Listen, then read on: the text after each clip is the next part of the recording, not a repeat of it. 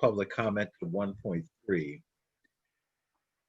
And that's all I have. Does anybody else have any adjustments they want to make to the agenda this evening?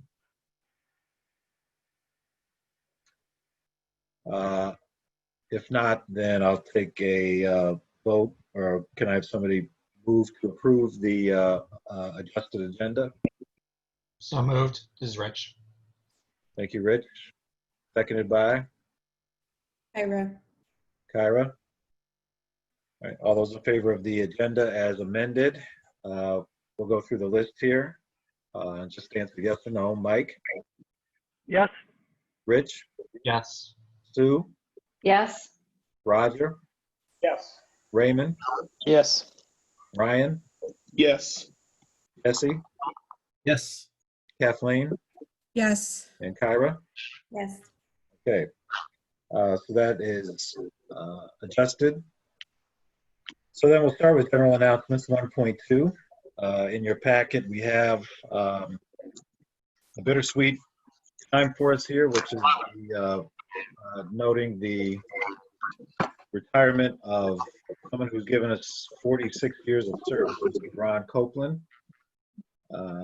And before I read the agenda, I just wanted to turn it over to either Matt or Brian, if they are on, to make any comments they want to make about Mr. Copeland.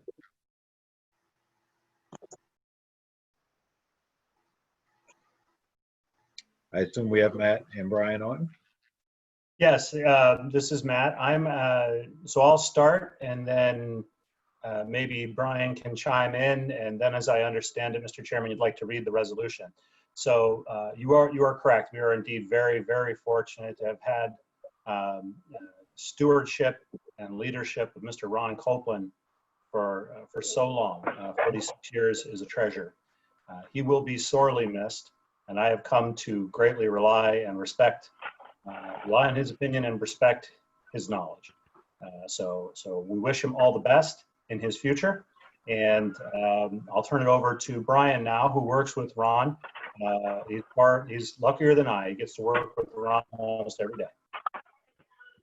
Thank you, Matt. I would like to thank Ron Copeland for 46 years of dedicated service, and really say that the highest compliment he gave me was after I'd been here for a short time, and we were talking about one of the problems that we had with operations of some stripe or another, that he told me, well, you get it, you understand operations.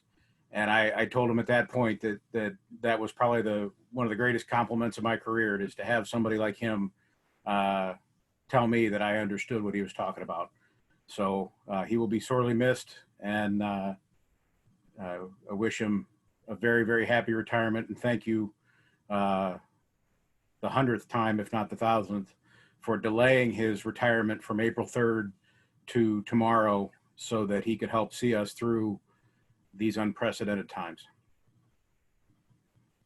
Well, thank you, Matt and Brian. And before I read the resolution, just a personal comment from me, which is, people have heard me tell this story, but my first meeting as chair, as I'm walking into the auditorium in the public library, Ron walked right up next to me and he said, "All right, keep it short, Eric." And he just kept walking, and not good luck, not, hey, you're going to do great, none of that, just keep it short. So in the spirit of that, I'll keep my remarks short, which is, Ron, your the personality, the culture, and the success of this agency, of this organization, is inextricably linked to Ron Copeland.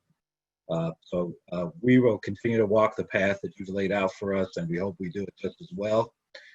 But we hope you check on us every now and then to make sure we're doing it right. So thank you very much, Ron. I'm not sure if Ron is on the line or not, if he wants to say anything, but thank you again, Ron, for everything you've done for TheRide over the years. And I'll read the resolution, and then we'll vote to adopt it.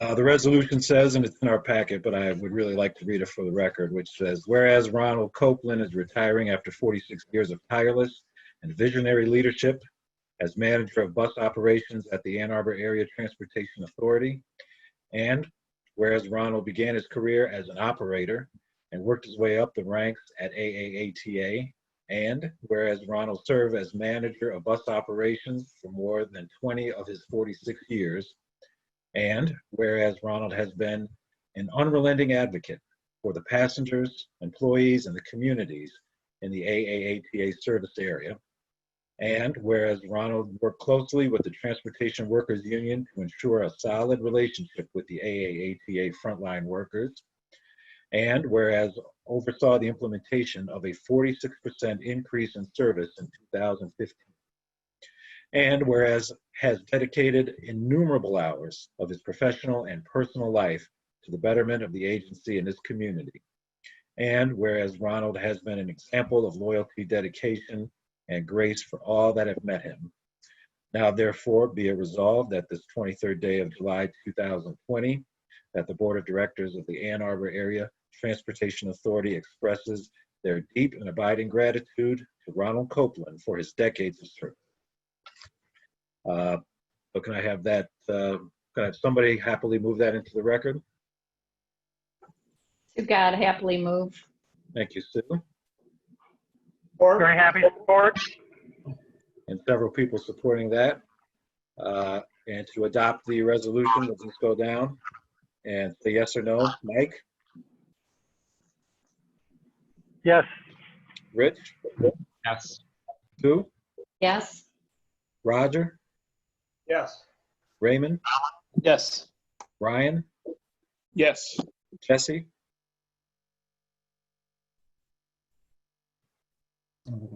Yes.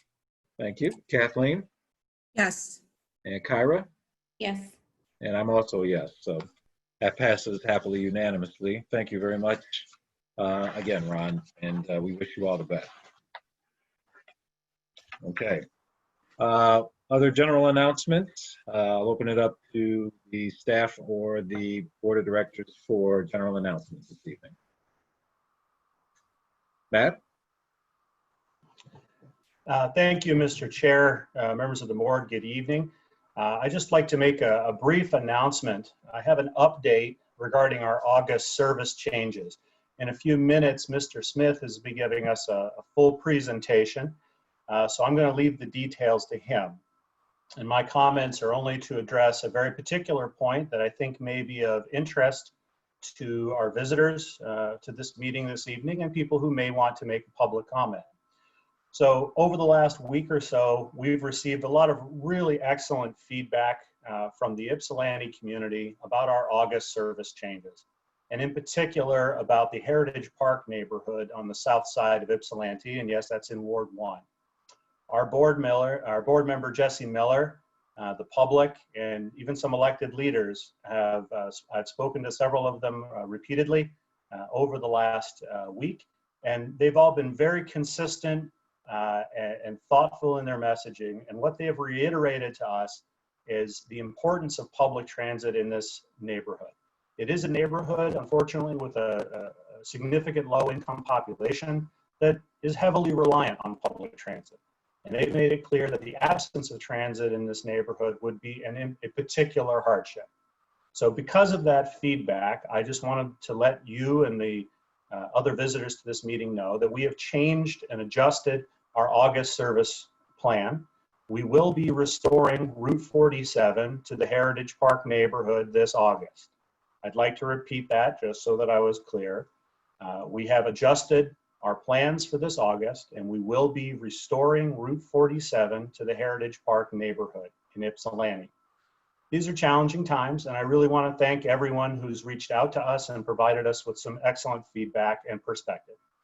As Mr. Smith will shortly relate, we will be hosting several virtual public meetings in the next few weeks, and we sincerely hope that everyone on the call today can attend and help us chart the next stages of the improvements to our services. So I wanted to make that brief announcement as we kicked off the meeting. Thank you very much. Thank you, Matt.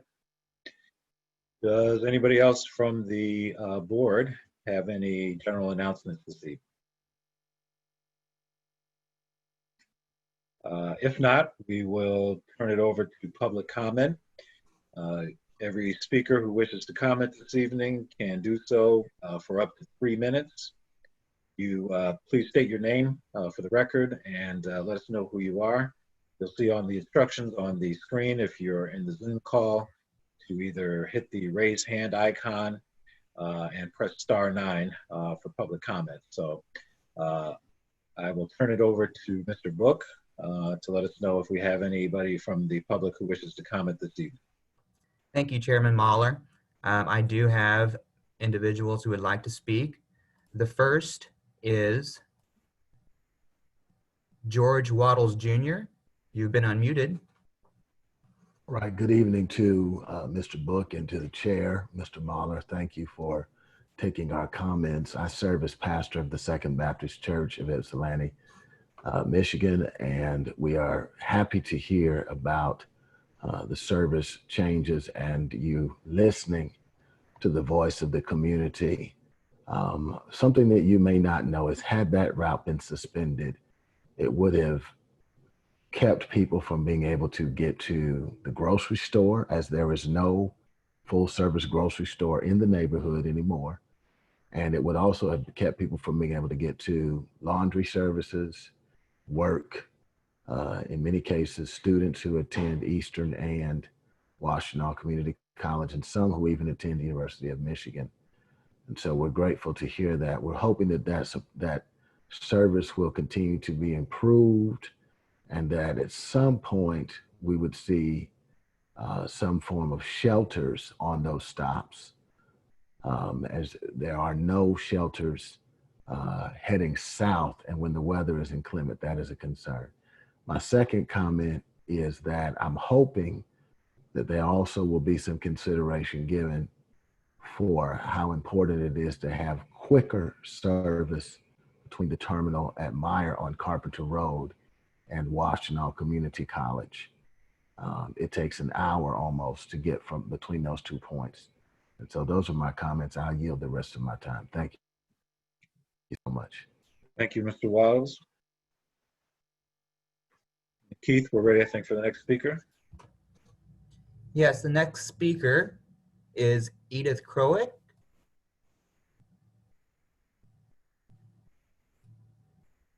Go ahead, Edith, when you're ready. Thank you very much. I've never spoken to a group where I can't see anyone. So I want to say, first of all, thank you to all of you for serving on such an important board. I taught at Washtenaw Community College for 42 years, and many of my students could not have attended classes had there not been the service, the bus service. So this is certainly one of the reasons I voted for the recent millage, and many other people understood the importance of this public service. And I'm here tonight because I have heard that you were considering cutting back on your routes.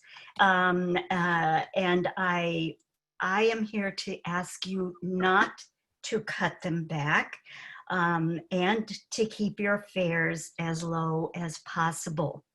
I also know it's a very difficult time, and budgets are always, they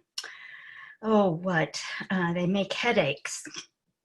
So one reason is when I read your minutes last week, I was reassured and heartened that you had passed a Black Lives Matter resolution, and specifically these phrases that we need to make meaningful progress towards eliminating the endemic problem and of racism is the implication.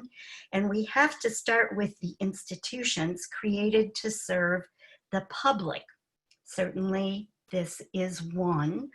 And that was followed by a remark about being an agent of change. So I'm here to remind you that the people who most benefit from these services are often those of lower income, Black, brown, and white. And Reverend Waddles has pointed out so well the kinds of things that are affected. Church grocery, getting to school, getting to a job. And it is just important to think about the impact that the lack of these services would have. So those are my two major points. And thank you. I relinquish the rest of my time. Thank you, Ms. Krog. If you're ready, Keith, we're ready for the next speaker. Yes, we have Jim Mogensen.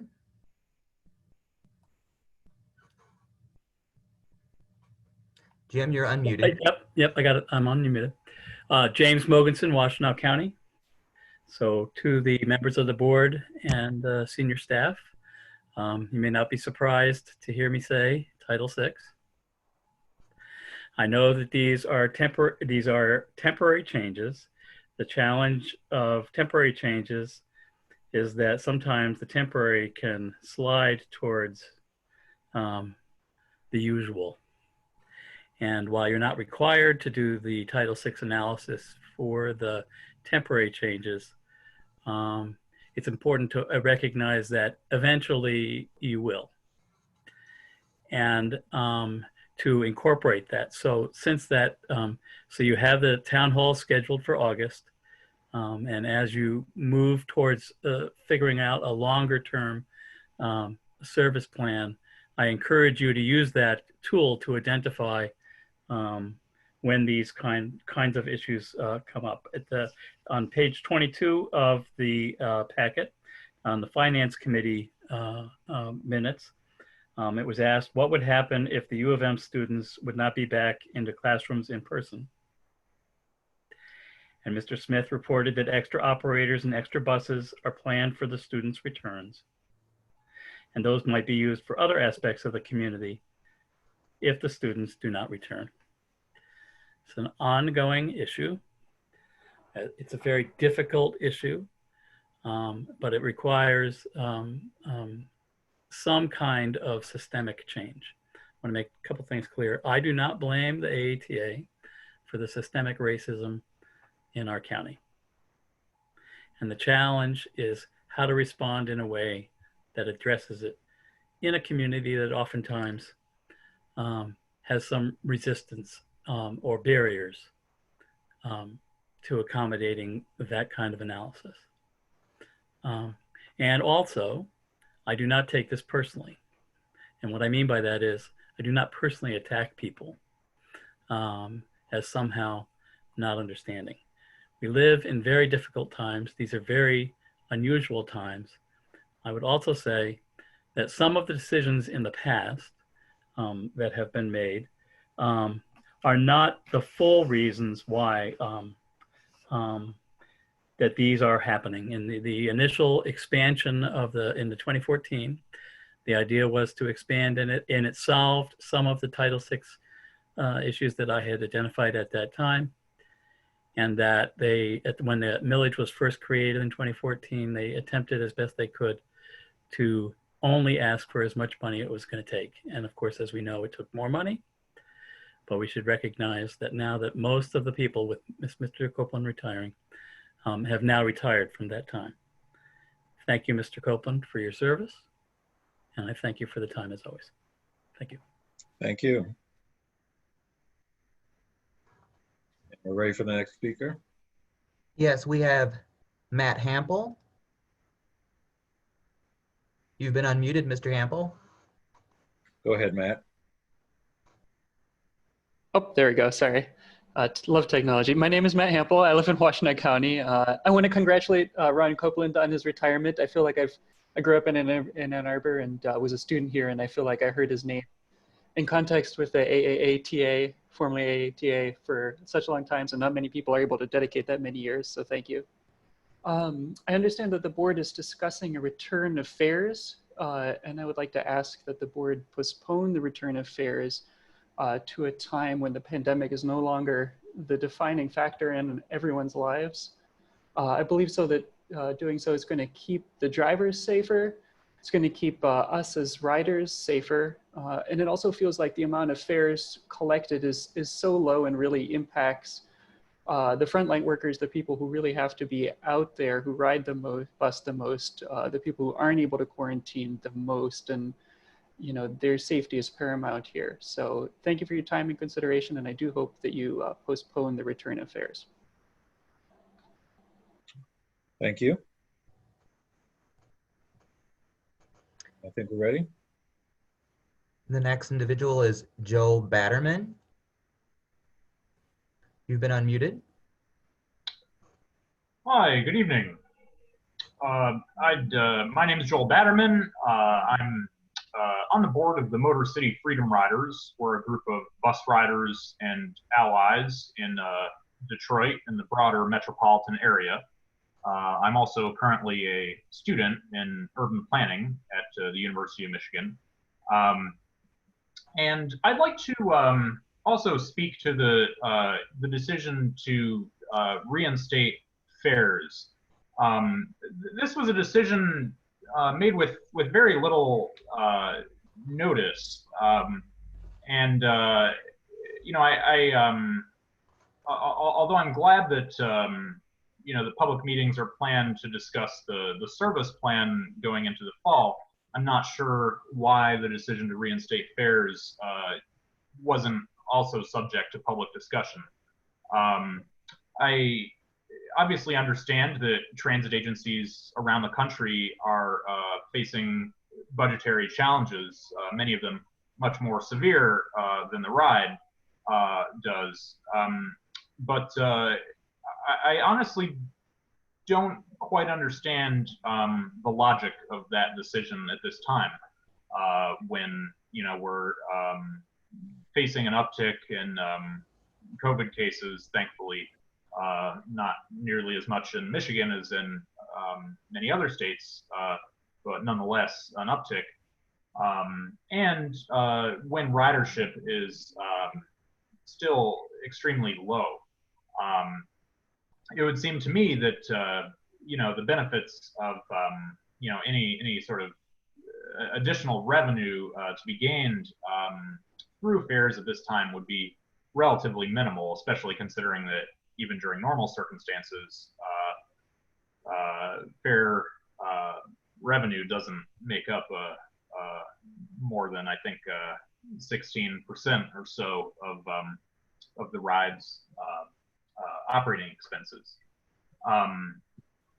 Furthermore, as was just mentioned, the folks who are riding right now tend to be lower income folks, essential workers, and you know, I think it's also a question of fairness that you know, we should ask those folks to pay full fare when service has been, you know, quite dramatically cut back. So I really urge the board to consider postponing this reinstatement of fares. I you know, have a lot of respect for TheRide, and I was surprised to read that this action was being taken, and I do hope that you'll reconsider it in light of those concerns. Thanks very much. Thank you.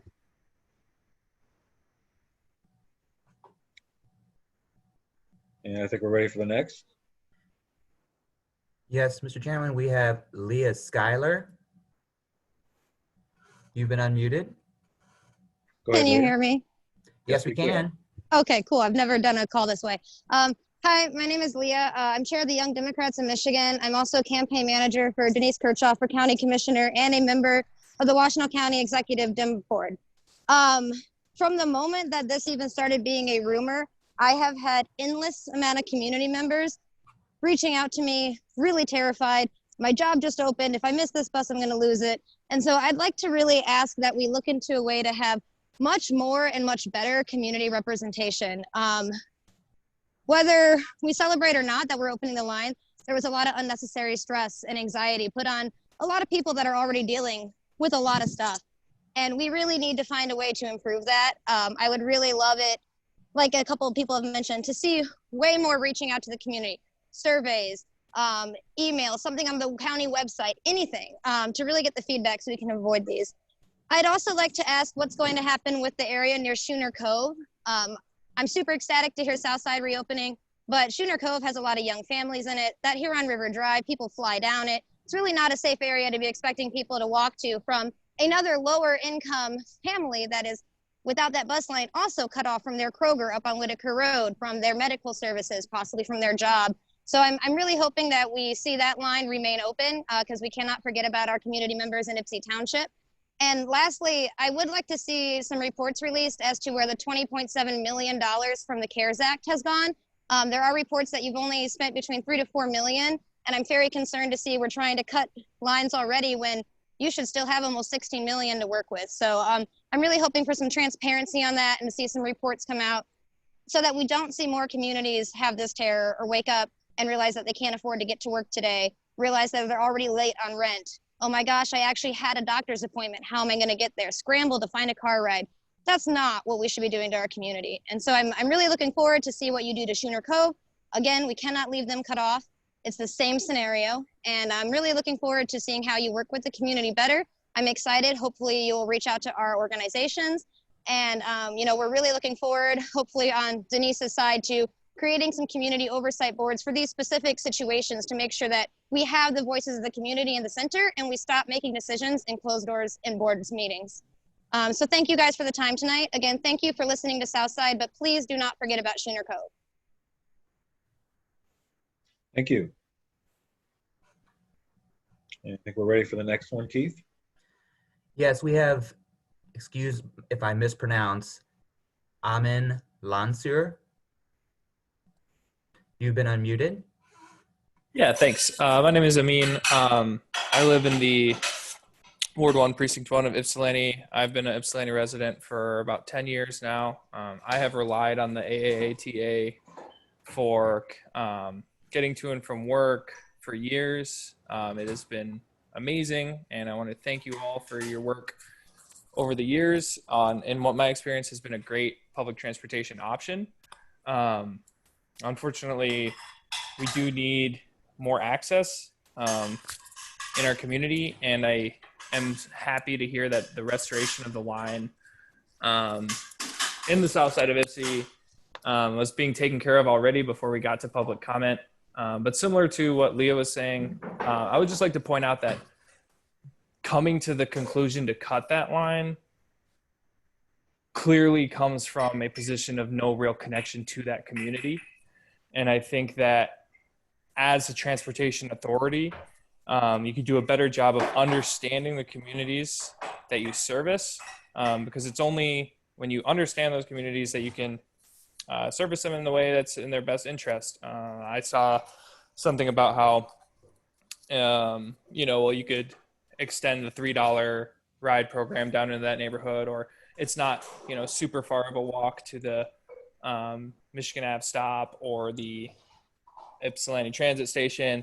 And, for certain people in those neighborhoods that may have special needs or maybe elderly, and it's, January and a foot of snow, it's just, to me, that idea coming up without anybody sort of swatting it down within the organization kind of freaks me out and shows me that there's not a lot of connection between the decision making on the board and the communities that's being serviced. So I do think that some oversight boards would be great. I don't know where to start with that. That's not really my thing. I'm just a community member.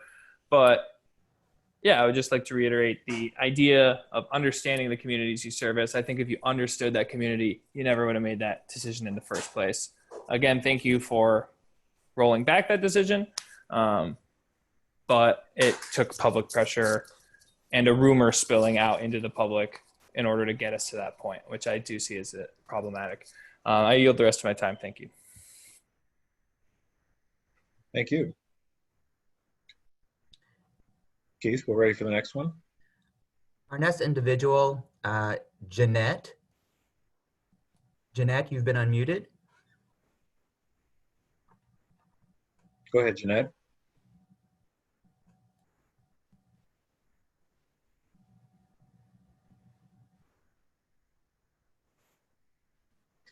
Jeanette, are you there?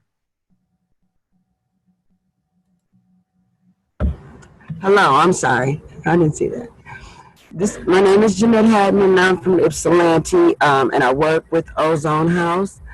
And Ozone House, we are happy to hear that you guys did take into consideration about Ypsilanti, the South Side, being restored.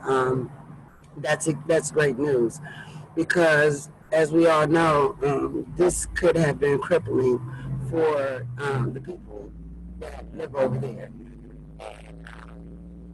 I'm assuming you all took into consideration how that would impact our community. Ozone House being partners with you guys and working with young people, really do appreciate it as well. And I have a young person here that would like to tell you how that affected them. You decided to reconsider putting the bus line in. Hi, my name is Skit Walls. I learned the bus system from when I was 17, and I've been using it for like a long time, and I'm happy that it's out here now because it'll help me a lot to get around. So as you can see, the public transportation is beneficial in many ways. And I just want to thank you all for taking that into consideration and just knowing that this is a part of people's daily lives. So once again, thank you, and thank you for having us. Thank you. We're, I think, ready for the next speaker. Next speaker is Edward Dance. Mr. Dance, you've been unmuted. Hi.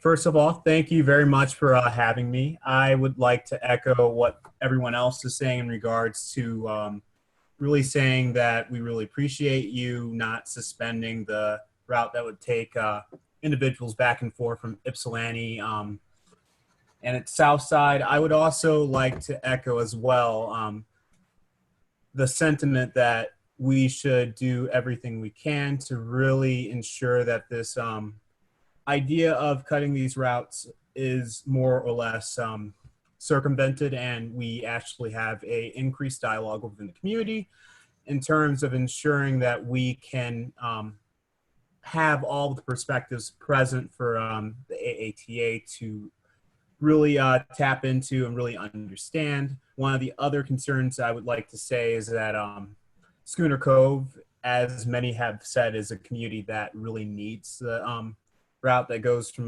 Ypsi Township.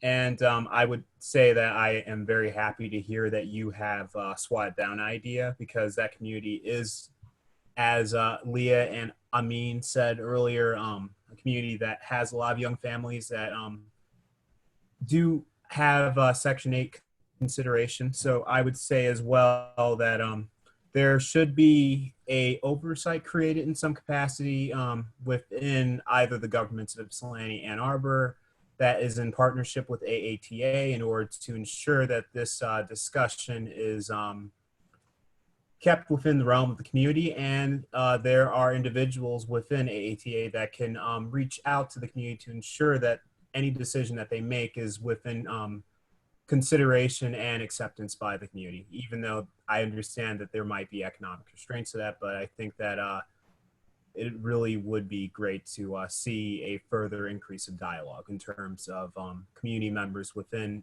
Ypsilanti and within the areas at large. So my name is Edward Dance. I am a native of Washtenaw County, and I thank you for your time. I yield all my time. Thank you. We're ready for the next speaker. The next speaker is Diana Gonzalez. Go ahead, Diana.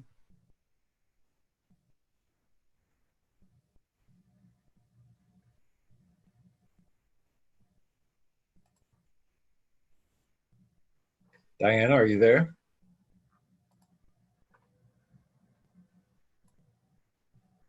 One moment. Diana is using an older version of Zoom and needs to be promoted. I'm going to Okay, try I've to been. make that happen. I thought I updated it. Okay. Thanks. So I've been a resident of Washtenaw County for 15 years. I'm originally from New York, trailing spouse kind of thing. But I decided to stay here and raise my family here, in large part because of the ride and the access to mass transit.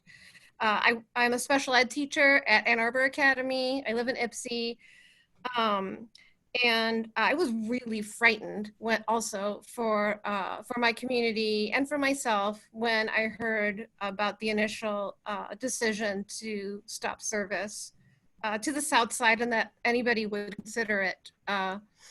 While someone said that the AATA is not to blame for racism, systemic racism that we all live in, we all do live in it. We're steeped in it, and I think we need to make deliberate, intentional interrogations of our actions and our decision making every day if we're actually to impact the racism and to discontinue harming BIPOC, Black, Indigenous, and people of color in this community.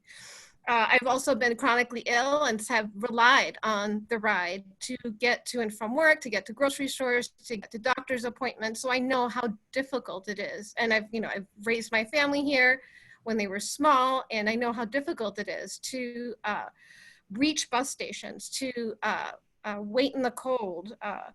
I hope those services also get expanded in terms of shelters and bringing those stops and shelters closer to underserved communities and those that need them the most.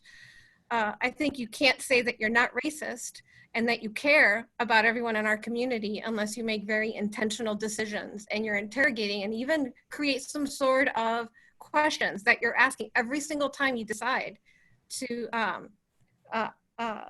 decide to change policy or service. How is this going to affect Black, Indigenous, people of color, disabled people, older members of our community? You have to ask those questions. And if you're not, then you don't care. I'm, again, grateful that services have been reinstated, and I yield the rest of my time. Thank you. Thank you.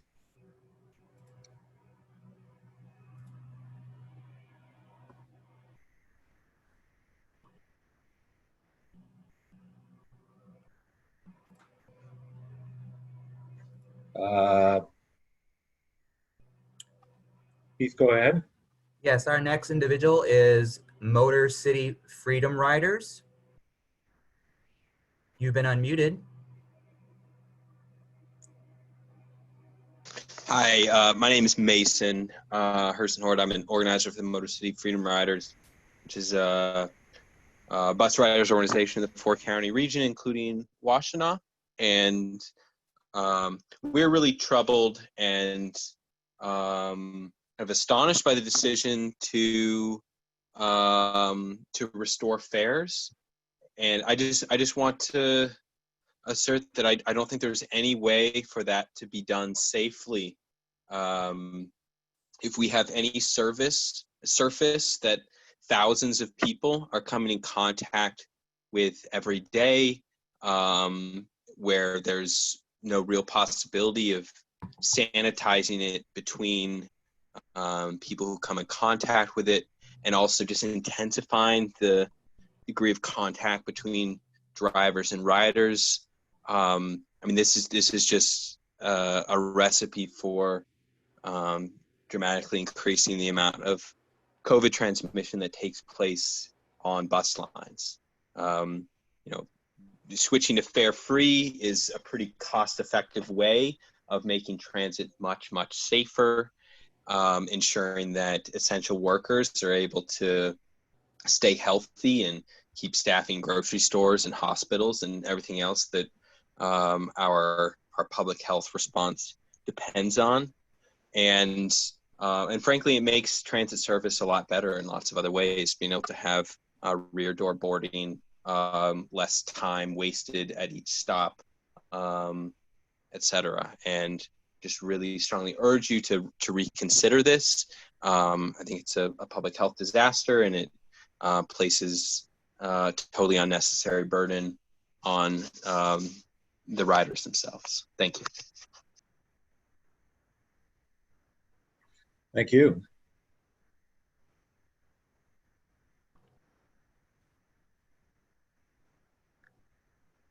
And I think we're ready for the next speaker then. The next speaker is Michelle Barney. Michelle, you've been unmuted. Thank you. Thank you. I'd like to appreciate all of you who have done some very good things, but I have some real problems. And not only about BIPOC and elderly like myself, I just turned 77, and poor people, but also about the disabled. Someone, whoever has that authority, has canceled both the July and the August LAC meetings. Somebody does not want that group to meet or to talk about what's being done. That isn't right, what's being changed. One of the things that's being done that I object to is that, at least as of August, from what I've heard, the TheRide drivers used to walk people to their door. They're going to stop that. Even where you can see the TheRide from, see the door from the TheRide. And people who are blind, especially when we start having ice and snow, that's going to be very, very dangerous and very, very difficult. Whoever is doing it has made other changes which tell me that they have no knowledge of handicapped transportation needs. And I don't know who their supervisor is, but I would like the board to look into what is being done with the LAC and with the changes made allegedly to cut down the number of drivers and the time it takes, but this is not good. The other thing, I didn't know until last week that you got $20.7 million. Now I do. And I'm wondering, why isn't that enough to hold back the fare rises? And does this have Title VI requirements? I'd be very surprised if it didn't. There are a number of other problems. You've constricted the hours. You stop at 6:45 as the last pickup. And the problem is that many of the essential places, like Myers and Kroger's, are open until 10. But you don't go early enough. Their hours for high-risk shoppers are 7 and 8 and 9 in the morning. But your A-Rides don't start early enough so that I can go at those hours. So I'm going in the afternoon. And I may need more time to shop. I'm slower than a young, healthy person. And having things stop at 6:45, especially when it's 90 degrees outside, as it has been, it's even been 98. And I want to go in the evening when it's cooler and safer, and we can't do it. I really wish that somebody would look over all those changes, including the ones the other speakers have made, and I'm so glad you're there. We need more people coming out to tell you, because some of you, whose ever responsibility it is, it's very obvious that Brian Klaus is gone, and whoever is looking into these matters now does not have the interests of the disabled and the elderly and BIPOC persons at heart. Thank you. Thank you. Ready for the next speaker? Thank you, Mr. Chairman. Excuse my pronunciation. Tahali Hodge. You've been unmuted. Hello, can you hear me? Yes, we can. Hi, my name is Tashley Hodge, and I am the Sugarbrook Neighborhood Watch Coordinator. I would like to thank the board for their work and also our elected officials who were able to get the word out into the community so quickly about the information of the routes that were intended to have the fares reinstated for. I'm very heartened that the number 47 route is going to be fully reinstated at the end of August. I would also like to urge the board to consider reinstating the number 68 route that services Harris to Ford. This route is right in the middle of two neighborhoods, Sugarbrook and Galt Village, and this route gets our residents to the Kroger on Michigan Avenue.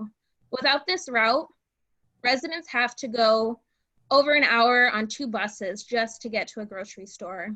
We're already in a food desert, and during this pandemic, it is not helpful for us to be segregated even further from fresh groceries. This is a systemic problem. I would really like to urge this is a short route. This is not a route that goes to Ann Arbor. It services these neighborhoods that have over 2,000 households, maybe closer to 2,500.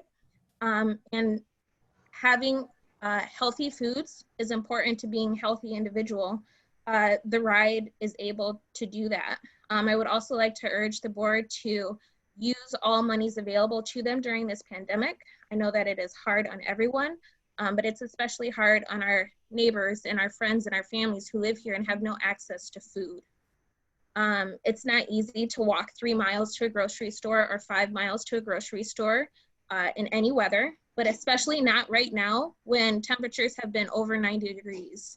It's not easy for elderly people, people who are disabled. It's not even easy for healthy young people. So I would like to urge the board to strongly consider reinstating that route in partial or in full, and I yield the rest of my time. Thank you. Thank you. And we're ready for the next speaker. Next speaker is Marita Holland. Ms. Holland? Go ahead, Marita.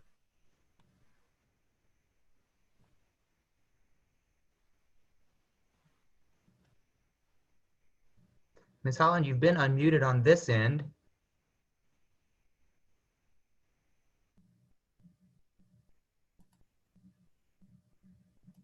If you're speaking, we can't hear you, Ms. Holland. Here we are. Yes, I am here, and I am with Roger Chard, whose computer is not working for comment, and so he's commenting on my machine sitting right next to him. Here, what's that? I'm Roger Chard. I live at the end, the far end of the Route 33. I have written letters to Mr. Carpenter and copied the board, also to Mr. Smith. I'm disappointed that other than Mr. Carpenter, I have not even had an acknowledgement from anybody else who received my letters. But let us look at the 33 just for a moment.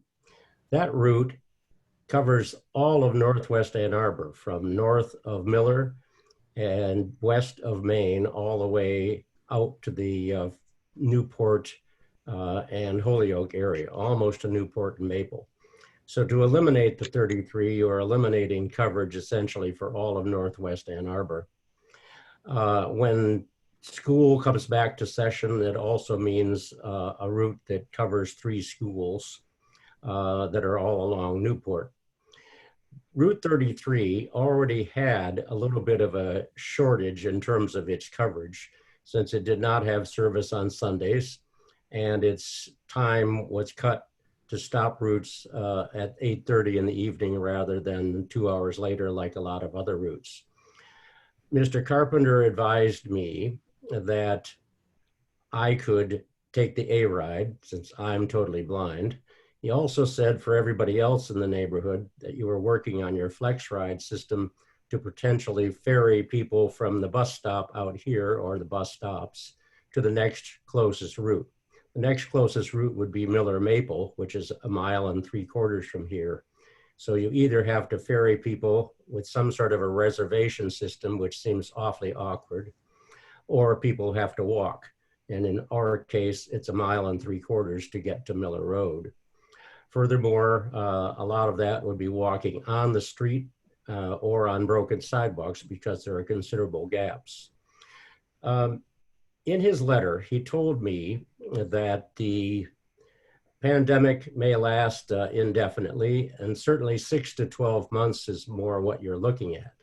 So combining that with what you've already cut off from back in early March, you're looking at cutting off this route entirely for 12 to 18 months. That begins to sound like something more than just temporary. And I echo what I believe Mr. Morganson said earlier, that begins to take a path where the route begins to get forgotten and slides into a non-existent route. When the millage was passed in 2014 and renewed in 2018, comments came from the chairman of the board and from Mr. Carpenter indicating that this support that you got indicated how good a job you had done, and it would enable you to strengthen your fixed routes.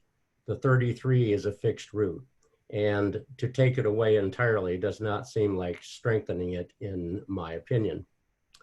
Finally, with respect to the TheRide, which I would be eligible to use, if you eventually have to reconsider your maps, redraw your maps, and if you have to limit your TheRide coverage to 3/4 of a mile in radius from your closest fixed route, that means that the TheRide would eventually disappear from out here altogether because you won't have a fixed route.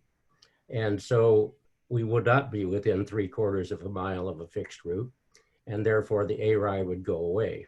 And so that doesn't seem like a very promising prospect when you look at what it is that you may have in mind. So my strong urge to you is to restore as much of the 33 as you possibly can. And to Roger, I'm going to have to ask you to wrap up. So you're already a minute over your time, and we have I'm sorry about that. dozens of speakers, so we have to ask you to wrap If you up. responded to my letters, perhaps we could have made this a little clearer. But that means that the 33 needs to be restored so that this part of Ann Arbor gets some service. Right now, it is getting none from AATA. Thank you. Next speaker. Yes, our next speaker is Tracy Bird. You've been unmuted.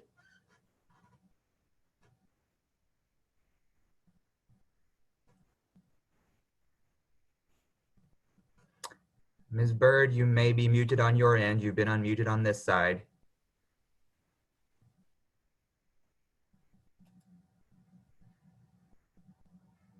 Are you there, Tracy?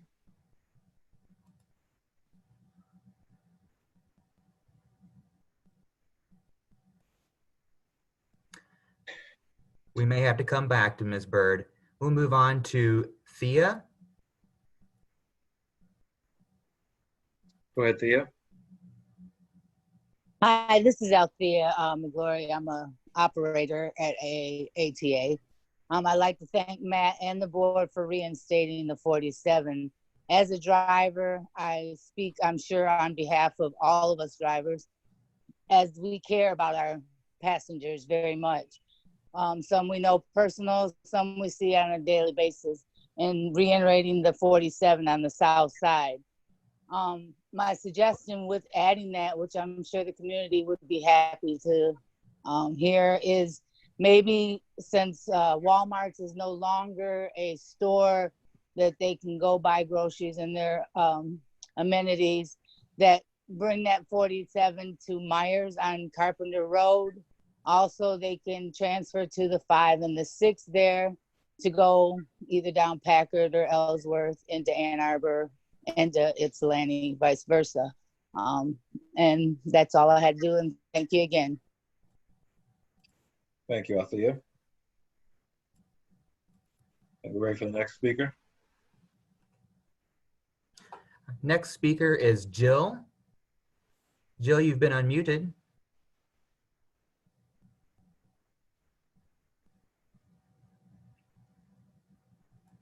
Go ahead, Jill. There. Jill, you may have yourself muted on the other end.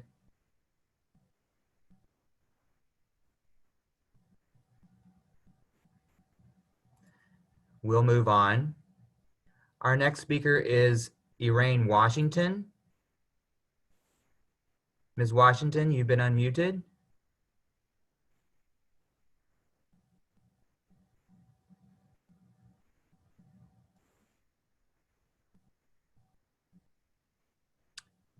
Can you hear me? Yes, we can hear you. Okay, thank you.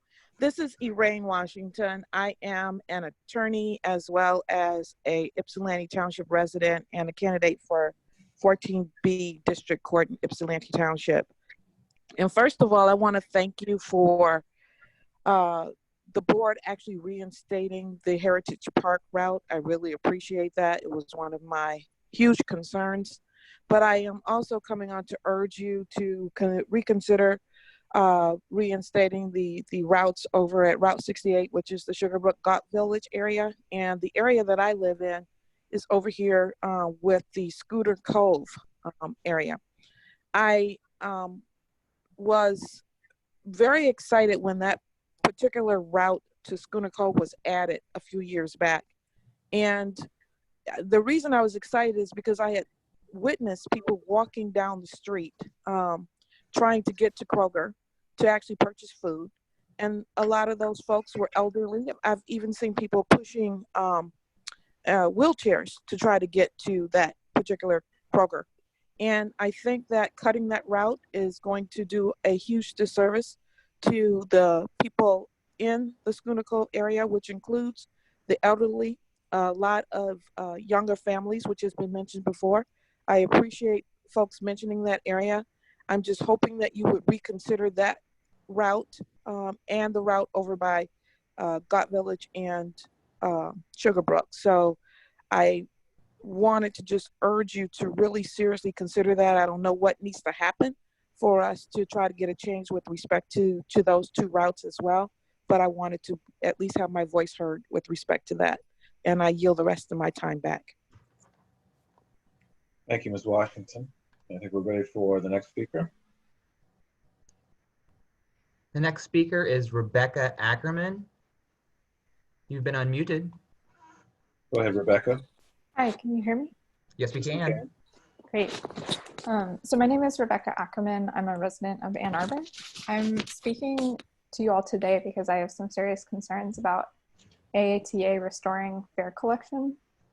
I just wanted to urge you all to not start collecting fares again anytime soon.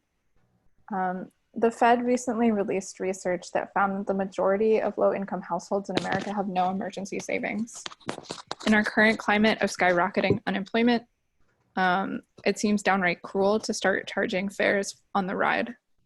And my understanding is that less than 20% of AATA revenue comes from fares, so collecting fares will not get the ride out of any COVID-related budget crisis.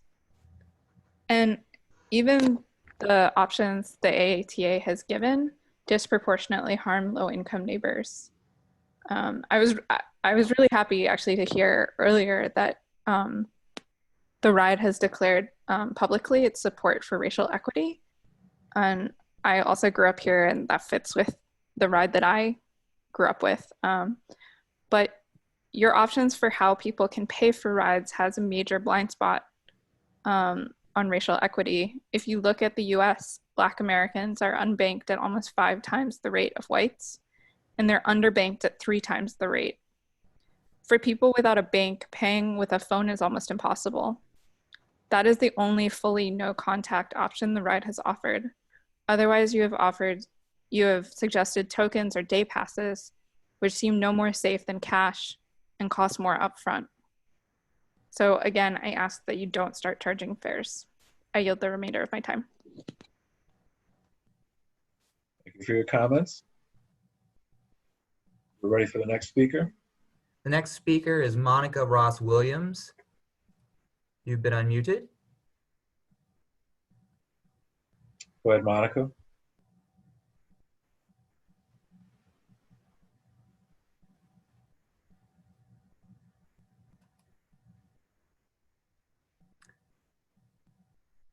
We may need to come back to Ms. Ross Williams. We'll move on to Heather Rowe.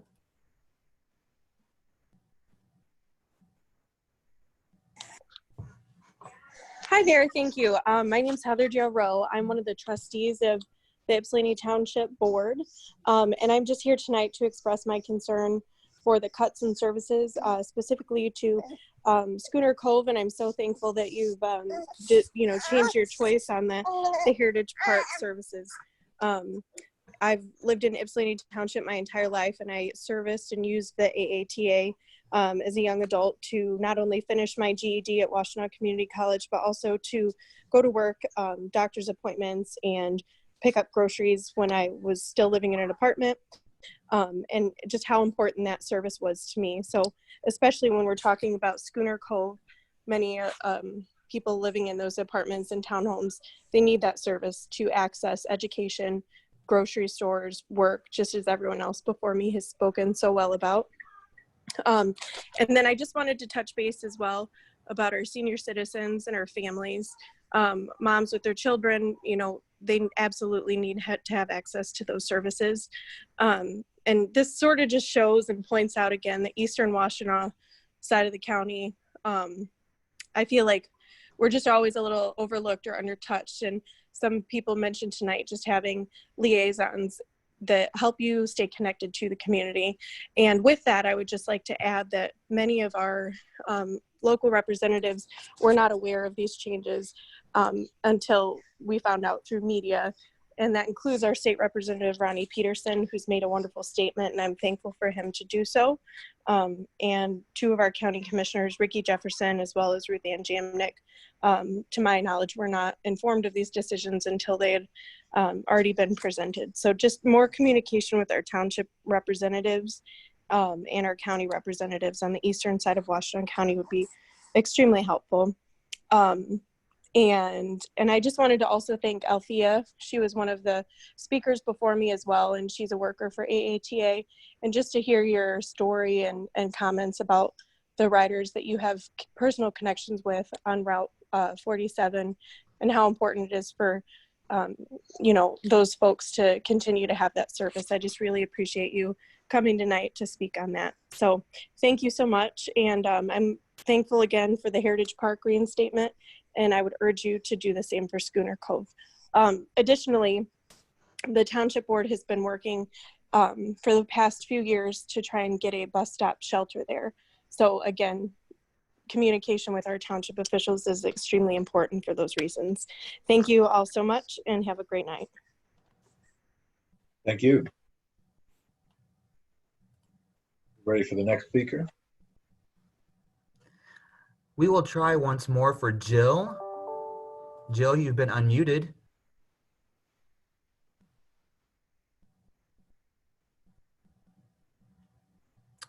I'm sorry, but we'll have to move on from Jill. Once more for Monica Ross Williams. Hey, can you hear me now? Yes, we can. Great, thank you.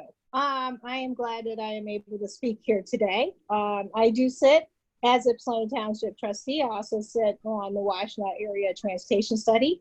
I just wanted to talk about basically a couple of things. Number one, I'm glad that even though I don't live in the city of Ypsilanti, currently anyway, I'm glad that the route for the south side of Ypsilanti has been reinstated. First, that is a critical route to get people connected into jobs that they may have, and also economic stability. So I wanted to say thank you for that. Equally, I would like to express my disappointment in regards to not knowing about what was the plans with the Schooner Cove route. I know, again, bus shelter has been allocated from our board for that area. And almost just to say that we should not have been able to learn about that was the plan from social media. That's where I learned about it from. And as a member of Washtenaw Area Transportation Study, I can say that I was disappointed in that. And I think again, communication definitely can be improved. I wanted to also, I know it spoke about the Goff Village route. That is equally important. And if we're looking at the totality of the 365 of services, I hope that there is some way to get that also looked at fairly. There's many residents, I think Ms. Hodge has spoke about that, that depend on that route to get from, you know, again, to jobs that are connected throughout our area. And last but not least, I wanted to thank Ryan Hunter, because once I heard, and I know he sits on your board, and he's our representative here inside Ypsilanti Township. Once I basically heard about these plans, I spoke with Mr. Hunter, and I appreciated him reaching out to me and at least letting me know, even though I had to find out a little late, what was the AAATA's perspective on this. I can say that I understand that every entity is going to be facing, might as well say, some difficult economic times, especially considering that we don't know the level of support that's going to be coming out of our federal government as in monetary revenue, and what the state will have to do as a result. And I understand that there's a squeeze. But in the same aspect, there's also a squeeze on the people who depend on the services to get to and from for transportation. And we have to take that in totality and try and see what we as entities, all of us, can do in order to make sure that the people who need the services are not the first that's impacted and affected. So thank you. And that is pretty much my time. Thank you. Thank you. Ready for the next speaker? Mr. Chairman, I have 2 write-in comments that I can share now. Go ahead. The first is from Sharday Korhonen. It sounds like the Schooner Cove route is still changing. Could you all summarize, please, exactly what is and is not happening at this point? And then one other from S.J. Gaines. I strongly support reinstating and increasing bus service on the east side of Washtenaw County. I live in Ypsilanti Township. I am also an attorney in Washtenaw County. Many of my clients live in Sugarbrook, Galt Village, and the Schooner Cove areas. These areas are some of the more affordable areas in our county. Bus service is necessary for the seniors, young families, students, and youth aging out of foster, who I represent, to obtain food, medical care, and to get to school and work. And with that, Mr. Chairman, those are all of the raised hands and written in comments. Okay. Thank you to everybody who stayed on the line to speak, for all your comments this evening. We appreciate your participation and presence tonight. With that, we'll close the public comment period, and we'll move to section 2, which is our consent agenda. We have minutes from last month's meeting, and we also have our committee reports. Can I have somebody move those into record for a consent agenda vote? Moved by Mike, seconded by Rich. We'll just go through and say yes or no for the consent agenda. Mike? Yes. Rich? Yes. Sue? Yes. Roger? Yes. Raymond? Yes. Brian? Yes. Jesse? Yes. Kathleen? Yes. Kyra? Yes. And I'm also a yes. So we've taken care of the consent agenda. Then we'll move on to section 3, strategy and operational updates from the CEO. And we'll turn it over to Mr. Carpenter. Thank you, Mr. Chairman, members of the board. I'm grateful to hear so many engaged comments from earlier. So I'm going to kick off some briefing material, and I encourage folks who are on the line to stay on the line, because many of the questions that have been raised about Schooner Cove, about our federal funding, are about to be answered. So I'd encourage you to hang out for just a little while longer. After the pandemic arrived, the public transit industry across the country had to make a series of rapid and sudden decisions, cutting services, ceasing fare collection. I like to say that I did more things in a couple of weeks that I thought I would never do than I could ever have imagined. So it was a very unprecedented time, and it still is. The speed with which those decisions were necessary certainly was a challenge to communications, among others, and we recognize that that's an area for improvement. We had no playbook, but it's something we're writing as we go along. Since then, speaking of it, we have developed a COVID-19 recovery plan that is available on our website if anyone is interested. We've just sort of come through the first period of that, which is everyone's initial reaction, and we're settling in for a long haul period of perseverance as we tough out the next several months. Today, we are presenting many of the crucial details of that recovery plan, very specifically dealing with our finances and our services. My colleagues, our Chief Financial Officer, John Metzinger, and our Chief Operations Officer, Brian Smith, are shortly going to provide some presentations with additional information. I'm only here to make a few introductory comments and try to set the stage for their information, and I'm going to try to clarify the context under which we're operating.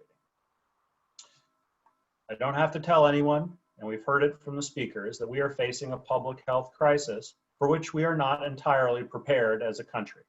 I can tell you, for one, I do not feel that I was prepared. This has created new priorities, frankly. The ride needs to keep staff and passengers safe. We need to help essential trips move. We need to provide better access to medical facilities. All the while, we also need to start reopening services and helping our community and our residents get back on their feet. I know that recently across the country, we've all seen examples where many people are trying to behave as though the pandemic was over, the masks issue alone.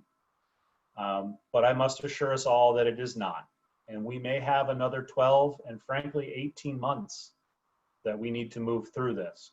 We as staff sincerely believe the context we are in is that we are not in a sprint, we are in a marathon. And we have a lot of the things that we are doing and deciding are based on that assumption. We also face a very uncertain economic future as well. The ride's finances have already been damaged, and we do see some dark clouds on the horizon. It is imperative that this institution remains financially strong and strong enough to continue to provide services for our communities. I was surprised several years ago to encounter a resident who assumed we were a for-profit business and that we made money, rather than being a not-for-profit, heavily subsidized unit of local government. I think that's an important piece of context. We are seeing worrying signs from other transit agencies and other cities that they are burning through their funding at such a rate that they may, within this year, essentially run out and have to take some very drastic and sudden measures. That is a future we believe that we are able to avoid. Our approach has been to reduce internal costs, and we are restoring services as soon as funding becomes reliable. You will hear Mr. Metzinger speak more about this in his financial report. We have chosen to incrementally phase back in our services, starting with our most heavily used routes. This is a very difficult decision, especially when one neighborhood sees another neighborhood getting service, but theirs hasn't come back yet. We understand that difficulty, and we thank the community for bearing with us as we restart our services. You're going to hear Brian Smith speak about how we are phasing these services back in, and also some of the challenges we anticipate this fall with the return of crowding and the potential of a second wave of infections. Behind this strategy, there are questions we simply cannot answer yet. Will the state cut its budget for transit funding? Will the feds be able to provide the public transit industry with a second bailout? Will there be a second wave of infections? And perhaps most critically, how long do we need to make our funding last? These are answers to which we simply do not have, or questions for which we do not have answers at this time. But over the rest of this year, a lot of the clouds will part and we will have more clarity.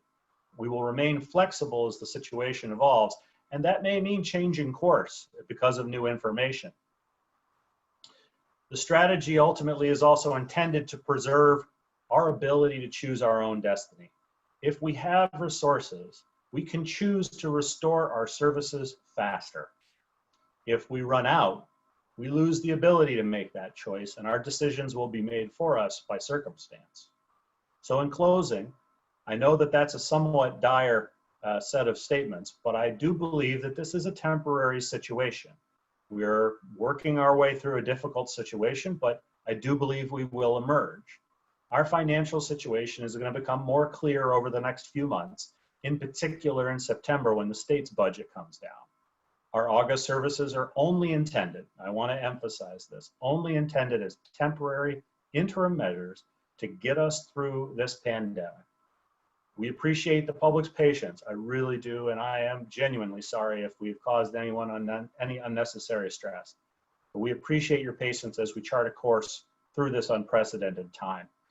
And we will be giving you more information today about upcoming public involvement sessions, and we genuinely look forward to hearing from you. Now, Mr. Chair, I'm going to suggest that we bring John Metzinger forward, our Chief Financial Officer, to provide a briefing about the finances. And then perhaps we should pause for questions for John and myself, and then bring Brian forward to hear about our services. Thank you. All right, go ahead, John, when you're ready. Of course, very good. Hello, everyone. Good evening. I'm going to share a PowerPoint presentation here. And so I'm hoping that everyone can see this budget preview here. Tonight it is my duty to present a budget preview to the board, which is an early draft of our fiscal year 2021 budget for our fiscal year that starts on October 1st. Obviously, this is a discussion that requires a lot of context, and that context is much of what was presented earlier tonight in hearing from our riders and from concerned members of the community with regard to what our services are looking like today and what they'll look like in the future. So this is a big topic. As Matt mentioned, the budget draft is the basis of budgeting is the, I'm trying to get my PowerPoint presentation to work. There we go. The basis of the budget preparation is our COVID-19 recovery plan. Matt mentioned that this is available on our website. So if you go to theride.org and choose the performance link, you'll see a page that has our budget drafts and our COVID plan are listed there.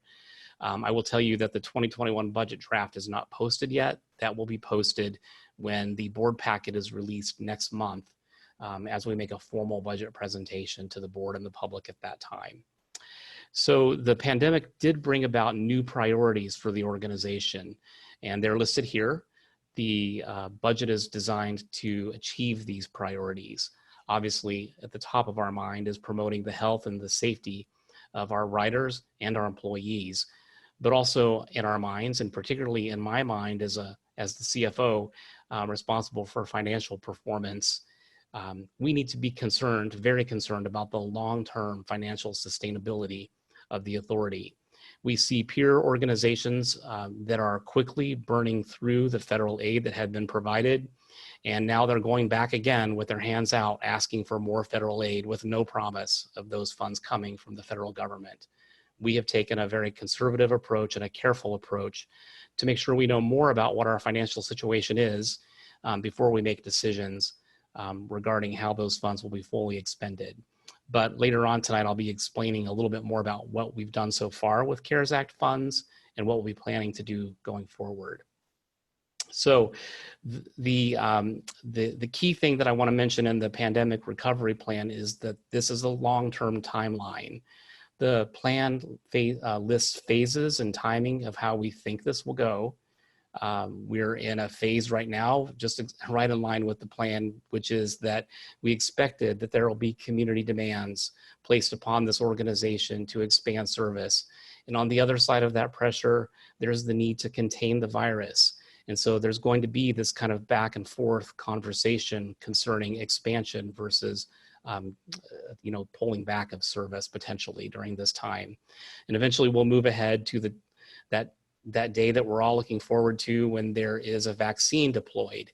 And then we'll enter into a post-pandemic recovery phase. So those phases are laid out in the plan, but the truth is we really don't know what span of time will be part of how this actually plays out. So a key theme in developing the 2021 budget is the word uncertainty. There are so many things that are unknown. What will happen with the state budget? When will businesses, schools, and universities reopen? Will they reopen? Will they open and then close again? Will there be another wave of virus spread? When will the pandemic end? All of these are uncertain questions, and we're and are important context for the budget. So also important context is to look at where we are today in our current year, fiscal year 2020. This chart was produced a year ago, and it shows the adopted 2020 budget amount of $47 million and the financial forecast that we presented a year ago that shows just the normal course of escalating costs through inflation. No change in service, just the straight line of inflation shown here. On the next chart here, I have plotted for you the 2020 budget and the financial forecast based upon where we are at today in our thinking with regard to budgets. You can see that the impact of the pandemic has already been severe. In 2020, this is the financial impact where immediately our revenue and our expenses dropped in matching, as service was scaled down due to the pandemic, but also our revenue dropped by, close to $6 million. We stopped collecting fares. And at that point in time, the ridership had dropped to 90% at the onset of the pandemic. Services were reduced due to lower demand, but also because of the executive order to provide essential transportation services only. Fare collection was temporarily suspended, and at the same time, other earned revenues like contract revenues with our purchase of service agreements and purchase of fare agreements, all of those revenues stopped coming in. As Matt mentioned earlier, it's important to keep in mind that TheRide is not a private for-profit corporation. We are a public organization, a unit of local government. We don't earn a profit. We do have reserves, but those reserve funds are only enough to help us survive for a limited period of time of only 2.5 months. We rely upon earned revenue. That includes fare revenue. That includes our contract revenue. And those are important, although yes, they add up to about 16% of our annual operating revenue. We do rely upon every dollar to provide service to the community. So that's why those revenues are important to restore at some point in the future. So the budget draft shows our 2020 actuals will be right at about 41 million compared to the 47 million that was budgeted. I want to point out that for the 2021 rough draft that's being presented tonight, there's some information in your packet. Although the information has been updated a little bit with the decision to restore service for Route 47. So the current draft budget for 2021 is at $40.6 million.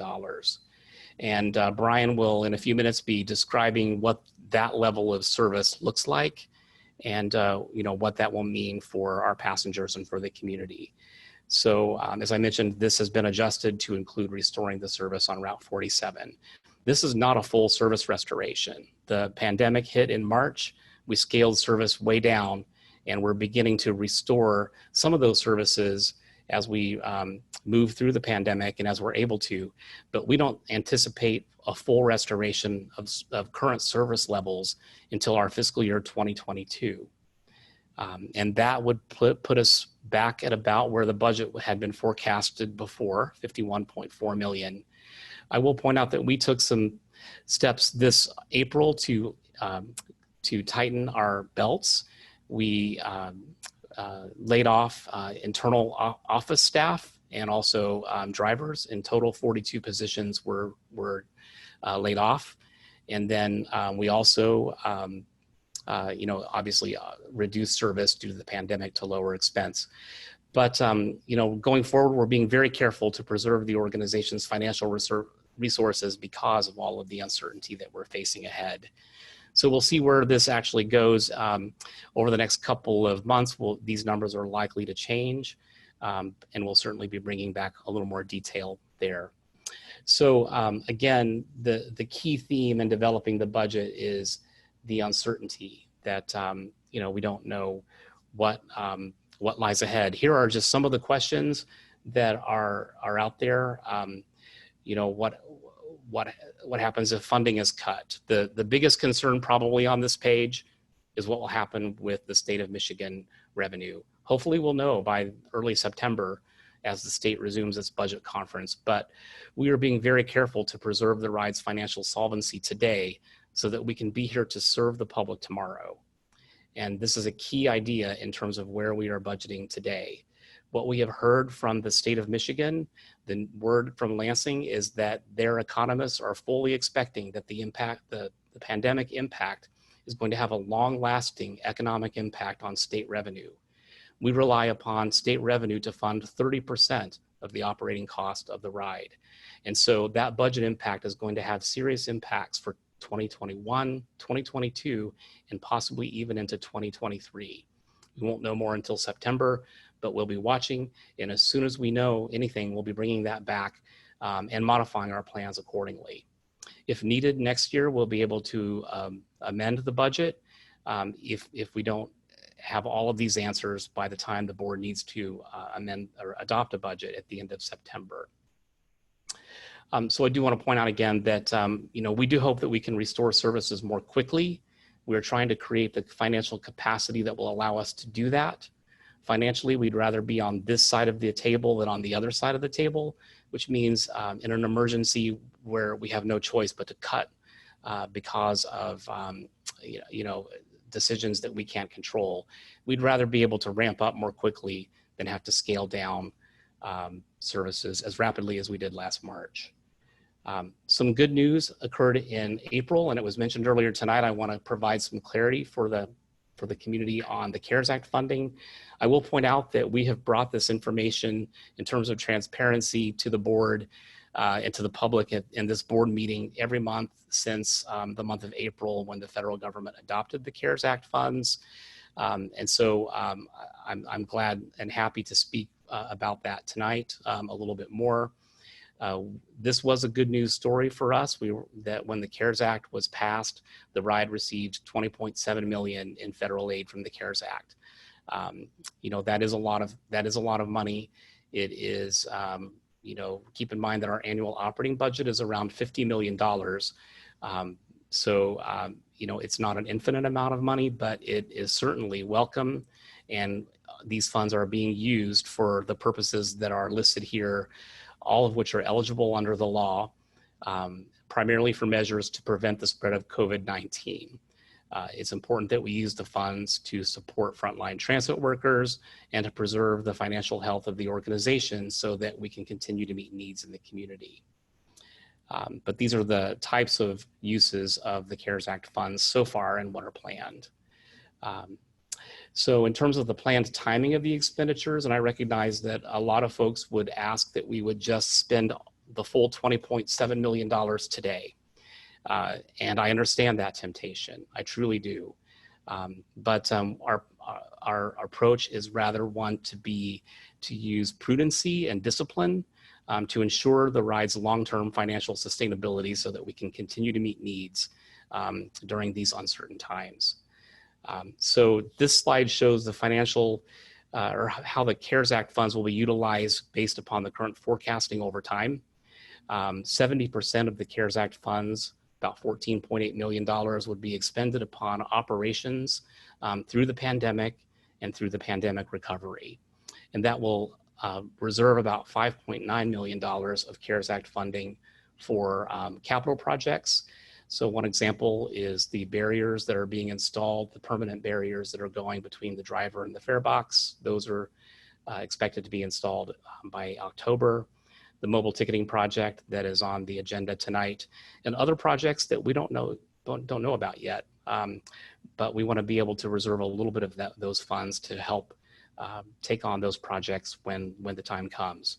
And if we find that we're able to restore services more quickly than we anticipate, we could certainly bring more of those funds into operating assistance earlier. I would be very happy to do that.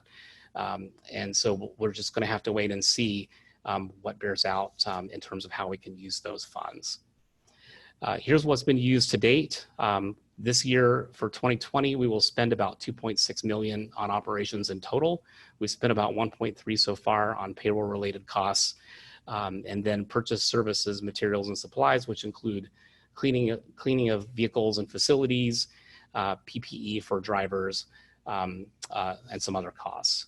So we'll continue to utilize those funds. I realize some people in the community may have expected that we've already spent $4 million. I can tell you at 1.3 million, we've been spending about $9,000 a day since the pandemic first emerged, utilizing the CARES Act.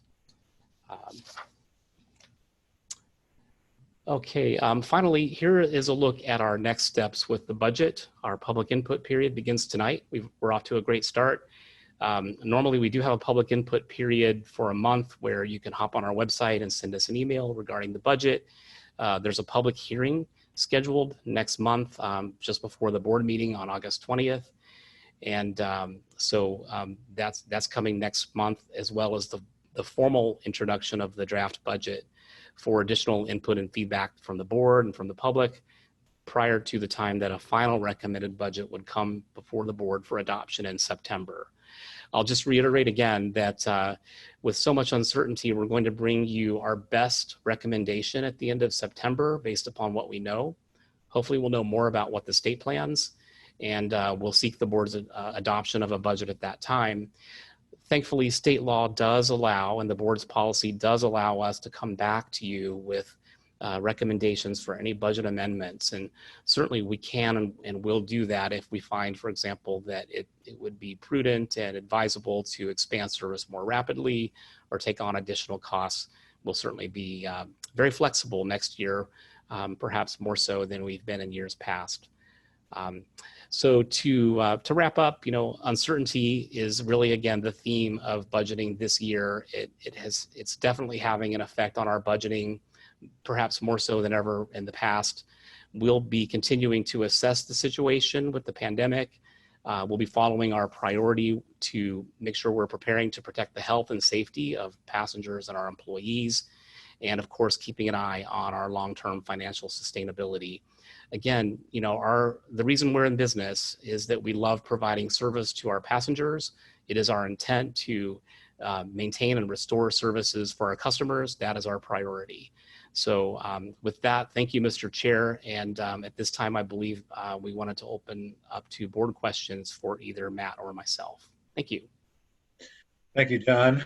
So we'll do that now. Is there anybody from the board who has anything for John or Matt that they want to raise? I don't think I can see every board member, so feel free to speak up if you have anything.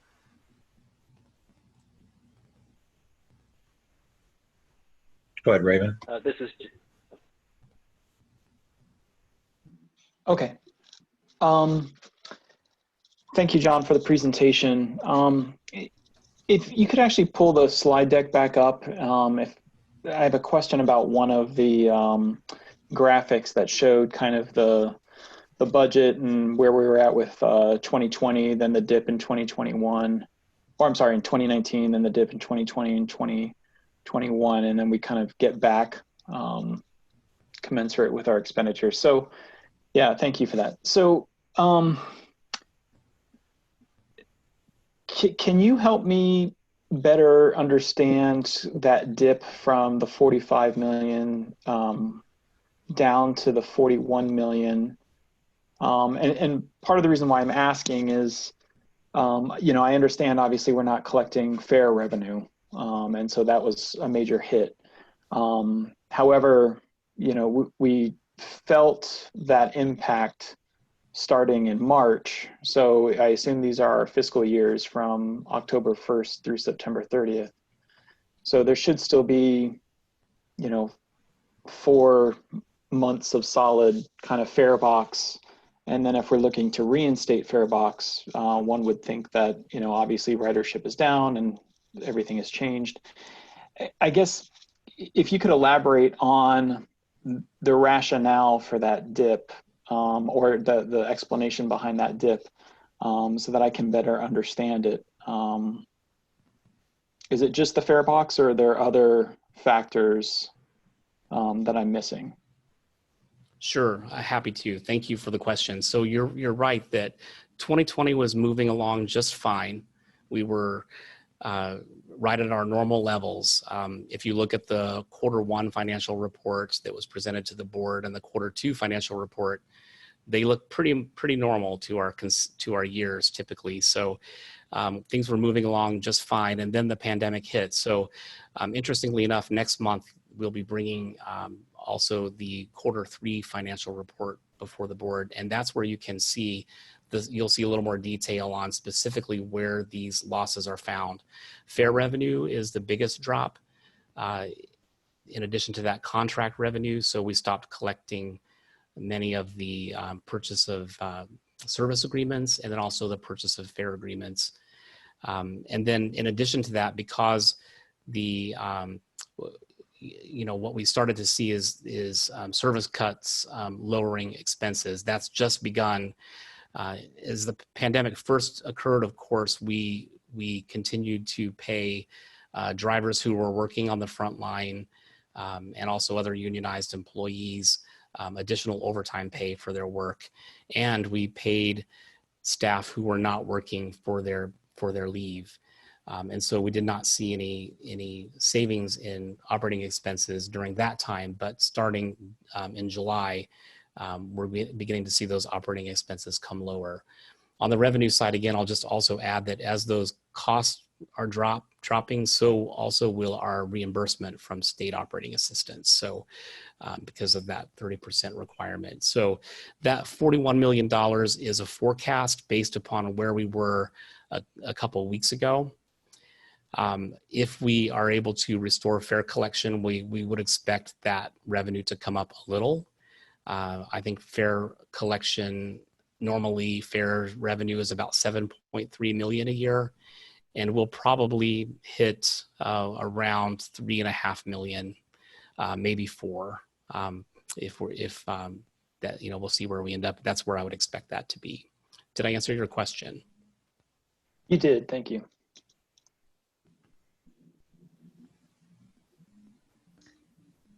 Okay.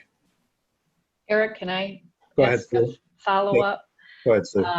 Thank you. And John, actually you answered part of a question on the same dip that was just on the graphic.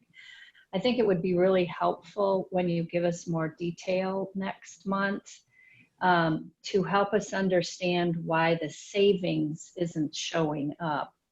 I think listening to the public and hearing the concerns with all the service that we've dropped, and then also as you've talked about our layoffs, I think there would be an assumption that while revenue has dropped, our expenses should have also come down. And you've given us some good examples of unanticipated expenses that actually have not dropped that line the way one might think about it.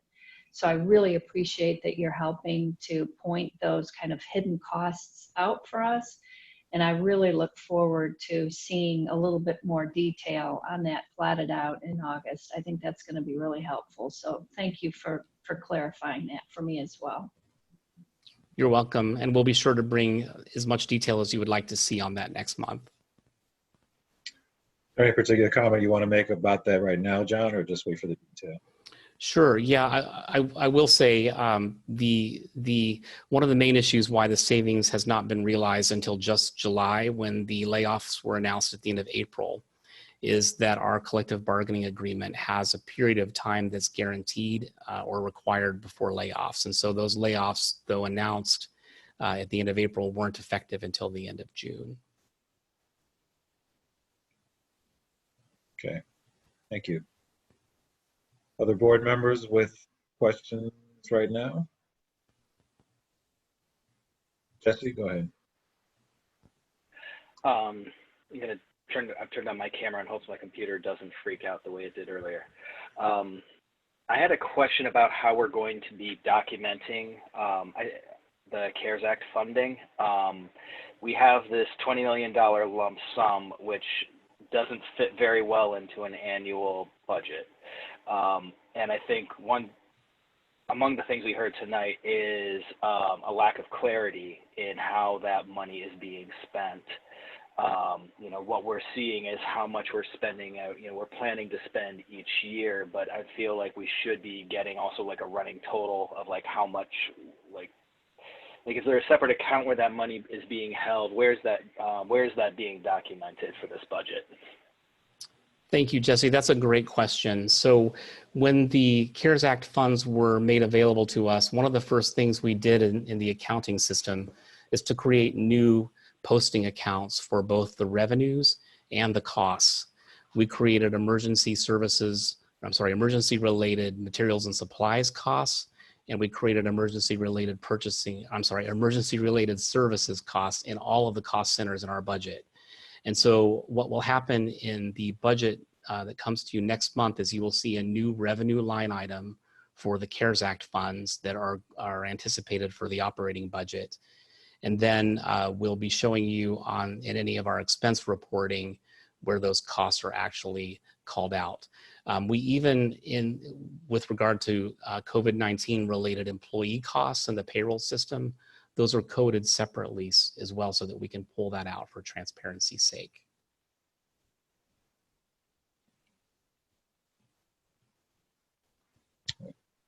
Thank you. Anybody else or any follow-up, Jesse? Anybody else?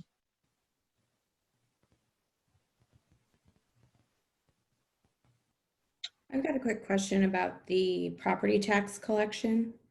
Sure. So we usually receive that property tax funding in August, correct?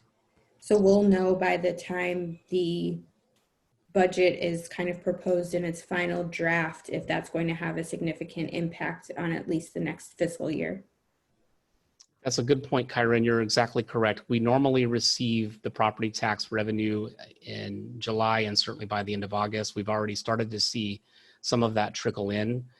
I had an email exchange with the treasurer of Washtenaw County, maybe 2 weeks ago, just to ask generally, how's it going? What are you expecting? And it is true that there's a lot of uncertainty there as well. COVID may be, the economic impacts of COVID may be affecting people's ability to pay property taxes on time, which would affect our receipts. So we'll be watching that for sure next month. Okay. Anybody else? I have one more thing. Sure.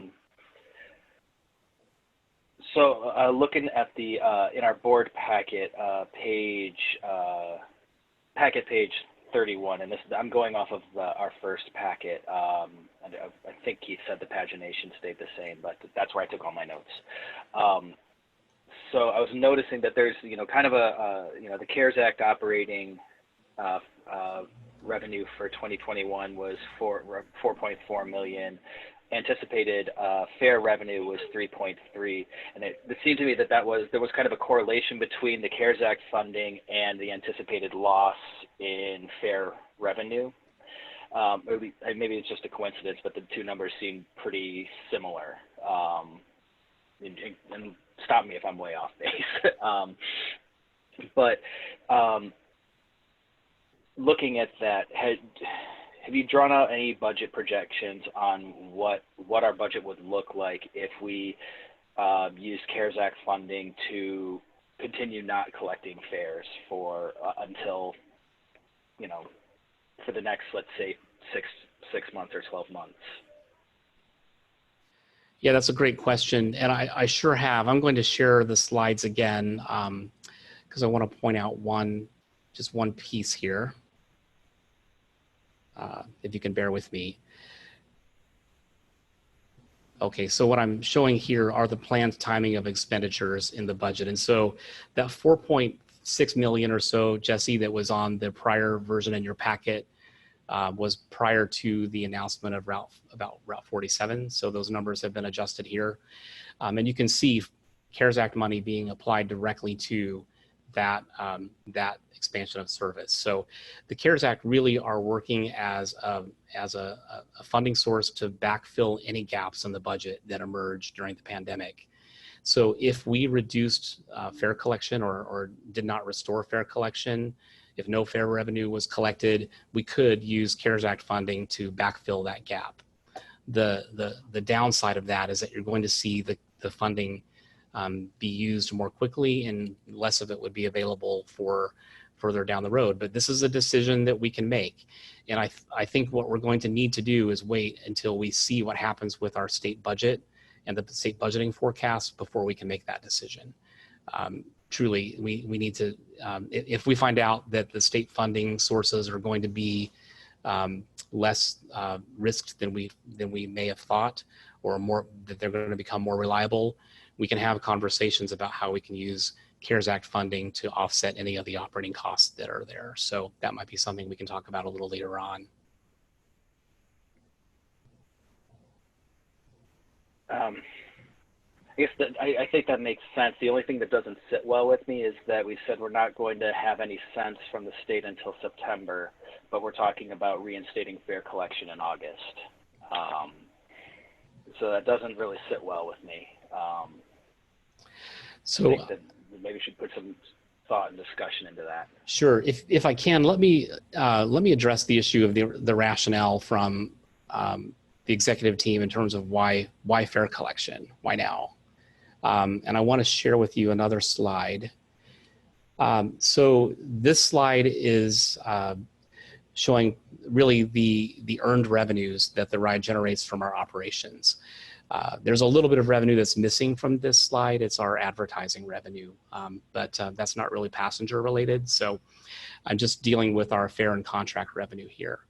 And so you can see that we had anticipated 47.8 million for the total operating budget. Actual revenue is expected to be down about 41 million by 7 million. And you can see that decline in revenue is nearly all from fare revenue.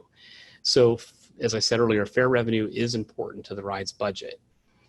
But the comments that were made earlier are certainly something for us to think about. There are some operating concerns that also make the case for fare collection. And I'm going to let Brian speak to that when the time comes, in that there is a lot of internal desire to restore fares, not only for financial reasons, but also to help with to help promote social distancing aboard buses by ensuring that those passengers without a destination are not loitering. So I'm going to let him speak to that more because that's much more of an operating concern. But those are some of the rationales that came behind the decision to restore fare collection. In addition to that, I'll just say that I've been surprised internally as we've been preparing for this, how difficult it has been to get ready for fare collection. We have been working very hard to make it as safe and sanitary as it can be for people, including new measures to ensure that fare boxes are cleaned and that drivers and passengers are protected by barriers. We've been doing that in our facilities and aboard our vehicles. So we can speak a little bit more about that if you like. And then a little bit later on tonight's agenda, I'll be talking about the mobile ticketing project. All right, thank you. You're welcome. All right. Other questions on the board?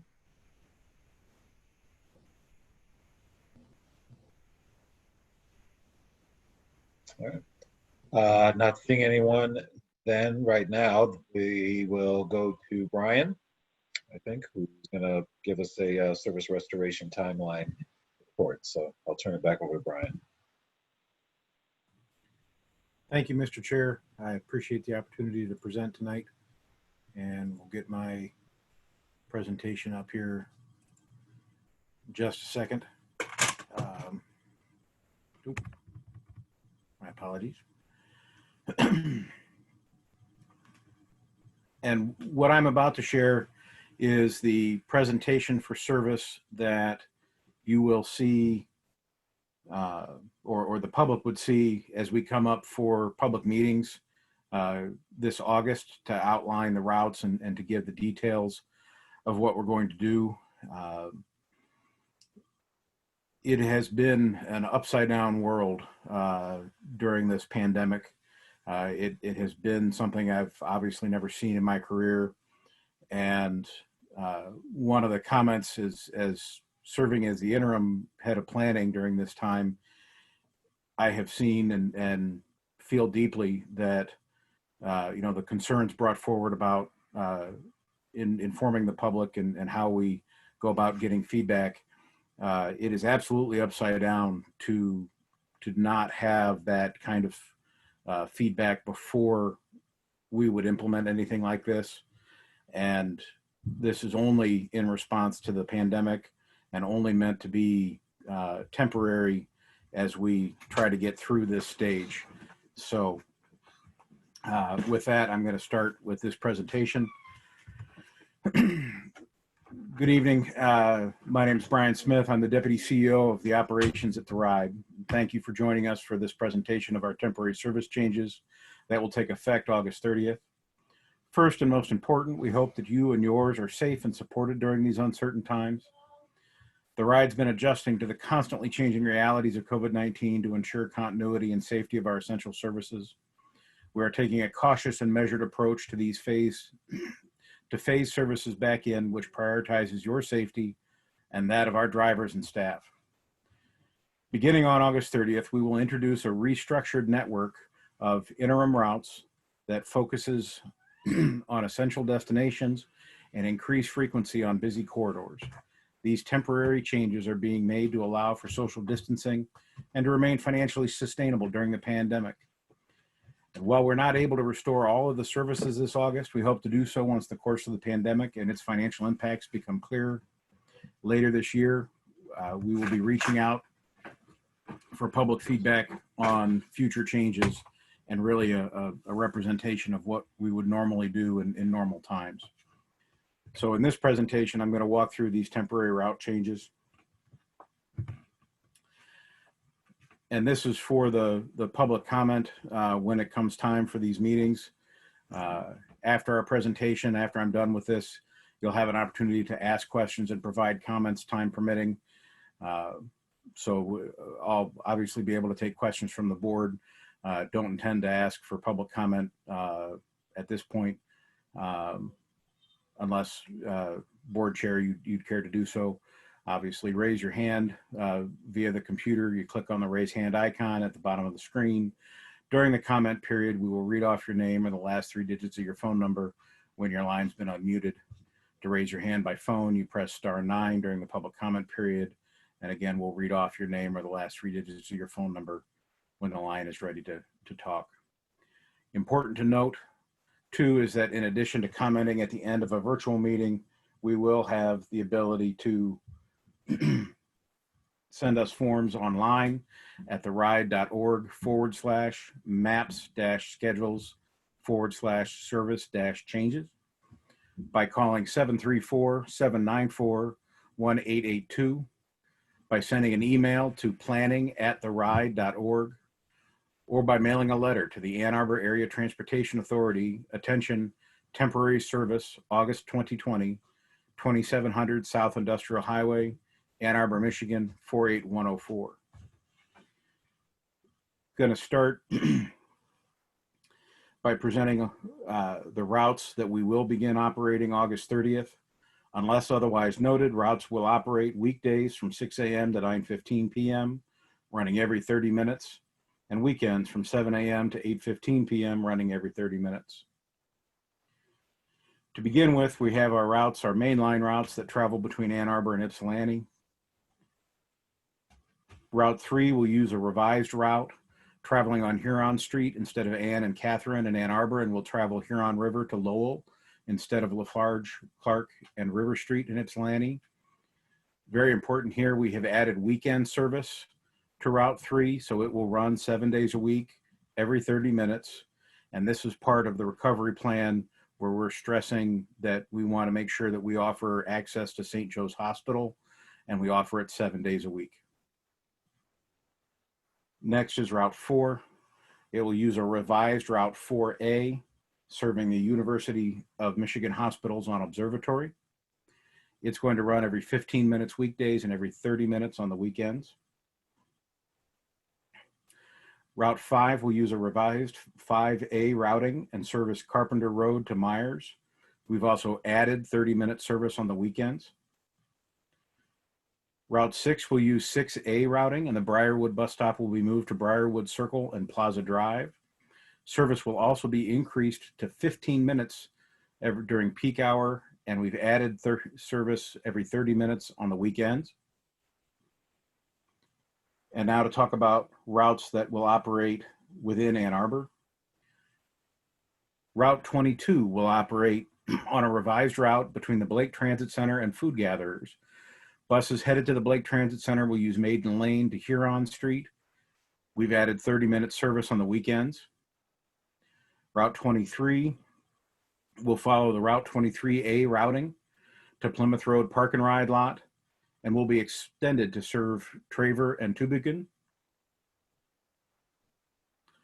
Route 25 will operate a revised route between the Blake Transit Center and Meyer on Ann Arbor Saline Road. It will serve Main Street between Ann Arbor Saline Road and Oak Brook. So this is a bit of a hybrid of a couple of routes. We've added 30-minute service on the weekends. Route 28 will follow 28B routing and will also serve Liberty east of West Stadium, and we've added 30-minute service on the weekends. Route 30's name has been changed to the Jackson-Dexter route. It will use a revised route that ends at Wagner Road and will serve Huron, Dexter, Wagner, and Jackson roads. We added 30-minute service on the weekends. Route 31 will also be served by Route 30 on the north side of Dexter. West of Wagner Road will be serviced by FlexRide, that I will get into a little bit later in the presentation. Route 32's name has been changed to the Miller route. Revised routing will serve the U of M Central Campus on weekdays and the VTC on weekends. Skyline High School will be served on select weekday trips, and we've added service every 30 minutes on the weekends. And one note about just the ever-changing nature of trying to plan service in a pandemic. We learned just last night that service to Skyline High School may or may not be necessary based on having online-only school. This still is an open question for us as to whether or not we'll need to service or be asked to service Skyline High School this fall. Route 62 will use the morning and afternoon routing with no service to Briarwood. It will operate only during weekday peak hours, and it will operate every 30 minutes. Route 65, the name has been changed to the Green Fuller route, and it will use a revised route from the Blake Transit Center to Green Road Park and Ride. Will service Fuller Road, U of M North Campus, and the VA Hospital, and we've added service every 30 minutes on the weekends.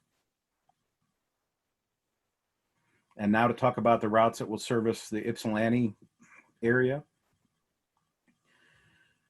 Route 41, the College of Business shuttle. It will operate between the College of Business and Eastern Michigan University's main campus.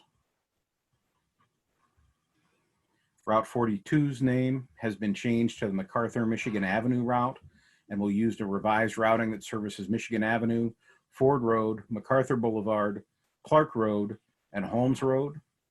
We've also added service every 30 minutes on the weekends. This is an example of another route that has been a combination of more than one in an attempt to make sure that we had 30-minute service and coverage as best as possible on several very crucial routes. Route 44 includes additional service in the weekends to operate every 30 minutes. Route 45 will use a revised route between the Ypsilanti Transit Center, Harry and Grove Streets. Areas to the east of Harry Street will have FlexRide East as an option. And Route 46 will be partnered with Route 45. So I'm going to back up just a second. Both of these routes are an exception to our 30-minute frequency. They will be running together every 60 minutes. Route 47, which has been discussed tonight, obviously, will include additional service on the weekends to operate every 30 minutes. And now I'd like to transition over into the TheRide service that will be opening to cover late night and holiday service transportation. It replaces night ride and holiday ride. Another change to this route is that services can begin and end anywhere within the service area. Previous to this, the trip either had to start or end in Ann Arbor, and now it can start and end anywhere within the service area. In addition to that, this will be operated by the TheRide operator, and they will be able to book trips either by calling a phone number and booking a trip or by using the Mode app. So people will be able to see their vehicle come and track its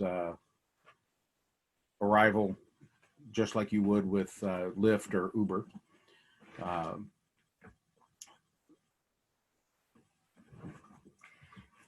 Going on then to the TheRide service area, we are expanding these service areas, and it may be difficult to see in whole on this map, but we'll go through each of these sections so that we can talk about each piece of it. What I would like to note is just a quick aside about how the TheRide will work. It will be available within these areas. You can then take it to a transfer point, and we'll discuss each of those transfer points as I go through.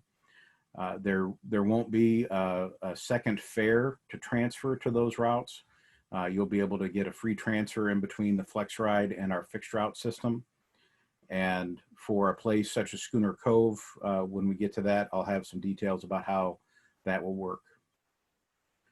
So for Route 26, the TheRide will serve Scioto Township west of 94, including Scioto Ridge between Sudbury and the intersection of Scioto Church and Oak Valley. And it can be used to connect to Route 28 at the Westgate Shopping Center.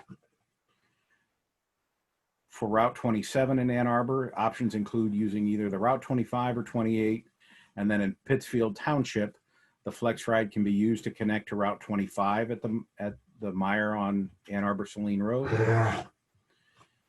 Route 29 in Ann Arbor, the options for Route 29 include using Route 28 east of West Stadium, and in Scioto Township, TheRide can be used to connect either to Route 28 or Route 30 west of West Stadium. For Route 30, TheRide can be used in place of Route 30 west of Wagner Road. So for folks that are unfamiliar, the 30 would go all the way to the Meyer out on Jackson Road, and now you would be able to use the TheRide to connect either in here at Jackson and Wagner or connect at Westgate. Route 33, the TheRide can be used in place of Route 33 on the north side of M14, and you can connect over to at the Miller Road Park and Ride. Route 45, TheRide, as I had mentioned earlier, east of Harry. TheRide can be used to connect for any of those destinations east of Harry on Route 45. And on Route 46, one of the comments that we had tonight was a concern about getting from Schooner Cove over to the Kroger. The TheRide area covers both of those locations. So either by calling and making a reservation or by using the app, you would be able to travel from Schooner Cove over to the Kroger. And actually with the TheRide service, our fare for TheRide is $1 for the general public or 50 cents for reduced fare. And you would be able to get that origin to destination ride directly to the grocery store without having to ride a fixed route to Schooner Cove. Another element for the TheRide East area is that you'll be able to get a transfer directly into the Ypsilanti Transit Center. So you'd be able to book that trip anywhere within this zone and then get a ride all the way up into the YTC and transfer for free to any of our other fixed routes. So folks that need to get this to go to work can get a 2-seat ride just like they have in the past where they would ride the 46 or the 45 in and then transfer to another route. Now for the part that frankly hurts my heart to talk about, but is still a reality of the pandemic and the suspension and the temporary nature of what we're doing here. The following routes will be suspended in Ann Arbor, and we have suggestions for alternatives. Route 21 suggests to use Route 22. Route 24 to use routes 4, 5, 6, or 25. For Route 26, we propose using FlexRide. For Route 27, Route 25, 28, or FlexRide. For Route 29, use Route 28 or FlexRide. For Route 31, the revised Route 30 Jackson-Dexter. For Route 33, we suggest Route 32 or FlexRide. For Route 60, use routes 23 or 32. For Route 63, use Route 22. And for Route 64, use routes 4 or 5. And Route 66, use routes 3, 4, 5, or 65. Another element that we actually need to add to this page is the temporary suspension of Gold Ride same-day sedan service. We have for a very long time provided taxi cab-like ride service for anyone over the age of 65, regardless of your means, just qualify by age alone. And starting August 1st, we are bringing that service in-house. Our contract ended with RideCore, or ends with RideCore at the end of this month. And they were providing a ride service and the Gold Ride service.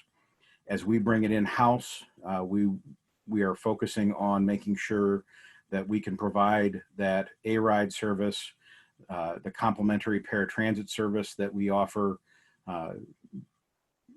as part of our federal regulations, and the same-day sedan service for seniors will be temporarily suspended. However, any senior that has mobility issues, that has limitations, that would not allow them to use a fixed route, or the fixed route is farther away than they're able to get to, simply have to apply for an A-Ride, an ADA card, and we'll walk through that process with them, and they would be able to get service via A-Ride and would really notice no difference between the Gold Ride and A-Ride if they care to do so. Moving on, the following routes are going to be suspended in Ypsilanti and Ypsilanti Township, and we recommend these alternatives: Route 43 on Michigan Avenue to use Route 42, and Route 47, I'm sorry, disregard that. That's the one we've added back in. And then for Route 68, use routes 42, 44, or 45. We have also suspended service on the Ypsilanti Township Express, the Chelsea Express, and the Canton Express. And we would recommend using van pool services for those rides. And that's the end of the presentation. And what I'm going to do now is just skip very quickly to the end and leave up this slide for now so that folks can see. We'll be meeting throughout the month of August. You'll hear my dulcet tones talking about each of these. And at each of these, we will be receiving public comment and hearing more about it, and understand that this is really the upside down way to go about doing this. Really a full-throated planning effort includes doing this well ahead of any decision making, and that's why these are all proposed as temporary service changes that we hope to mitigate as soon as possible. So thank you all, and would be happy to take any questions. All right, Keith, do we have anybody from the public who wants to respond to anything that's been said by either Mr. Metzinger or Mr. Smith? Thank you, Chairman. We do. The first individual is Patricia. You've been unmuted. Go ahead, Patricia.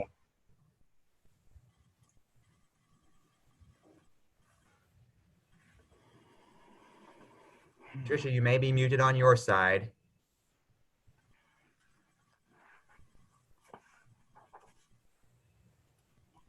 We'll move on to the next. We have Elaine Washington. Ms. Washington, you've been unmuted. Actually, I wasn't trying to speak again. I apologize. No problem. We have Michelle Barney. You've been unmuted, Ms. Barney. Yes, thank you. A lot of this needs to go into the August book, the new ride guide that's going to be issued, because the public has to know how to comment and when those meetings are, etc. I hope they will be included because I can't even write that fast, and I'm trying to note those phone numbers and emails for myself. So I hope this will be made widely available. Thank you very much. Yeah, that's not enough. That what's on screen, that 9960400, most of those people who answer are so overloaded with phone calls that they can't really explain any of this. And a lot of them, frankly, you have a lot of people at that number and at the AAATA reservations number who are new. And half the time they don't know what they're doing. I can't begin to tell you, it would take too long, the number of mistakes that have been made on my reservations. Wrong pickups, wrong times, wrong delivery, wrong drop-off, all sorts of things. And then, of course, the driver has to call and tell them that I'm not going where somebody wrote down. I'm going to where I told them I was when I made the order. And they read it right. They read it back to me, and it reads fine, but it's not fine when it comes across to the driver. So this has to be worked out very carefully, and those people very well trained, much better than they are now. Thank you. Thank you. Next speaker. Next, we have Jim Mogensen. Yes. So I just want to say, so we're having the, as Brian was mentioning, things are sort of flipped. So I am looking at the meetings in August, one because they're in August, and also because it is for the change. It's more like it's explaining what's going to happen at the end of August for the most part, and getting information moving forward. But when there's a formal presentation about more formal changes to all of the routes, you may be able to incorporate some of the information you get from the online public town meetings. But in order, you need to have that, but you'll also need to have additional meetings in the same format when things move towards things being more permanent. And that's just so people can and truly understand what's going on. As it is, you're able to find some folks where there were some serious understandable gaps and how those will work. The other thing I'd like to mention is that the CDC has put out guidelines on public transit, and it says that businesses should find ways to encourage people not to take shared ride or public transit, but to use single-use vehicles. Now, those of us who have that choice, many people have in fact been doing that to mitigate risk. The fact that it went down 90%, but not all the way to zero, suggests that those 10% of people who were using the buses for essential services had no other choice. And to just kind of keep that in mind. So thank you very much for having this, and you can be sure to hear from me again. Thank you. Thank you. Do you have any other speakers? Yes, next we have Mark Himes of AACIL. You've been unmuted.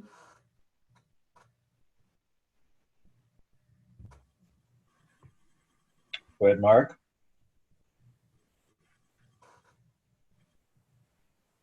Mr. Himes, you may be muted on your side.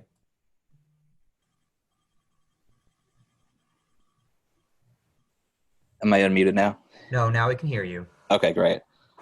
I guess I had to hit it on my end. Sorry. But thank you for this presentation. It's super informative. But the question I have is more so about the A-Ride coordination. I know for the gold card users, they are being temporarily suspended. But are there any foreseen cuts to the A-Ride itself, or any service limitations to that? Mr. Chair, if it's okay, I'll answer Go that ahead. question. Go ahead, Brian. Certainly. So the short answer is no, there are not. And as a matter of fact, typically paratransit service, complimentary paratransit service might only be within 3/4 of a mile of our fixed routes. But because of the temporary nature of this, we decided early on to not change any of the A-Ride service area. So all of the same level of service is available throughout. It will match the service timeframes of the fixed route service, but whenever the fixed route service isn't running, the late night service with TheRide will be running, and that is available. And the accessibility of that fleet is significantly increased over the previous service that we had, and the knowledge that you can book a ride and know that you have it. So our A-Ride service during the day has not changed, and at night should be improved using the TheRide. Thank you. Thank you. Ready for the next speaker? We will try once more for Patricia. Patricia, you're unmuted on this side. If you still intend to speak, I think you need to unmute yourself from your side.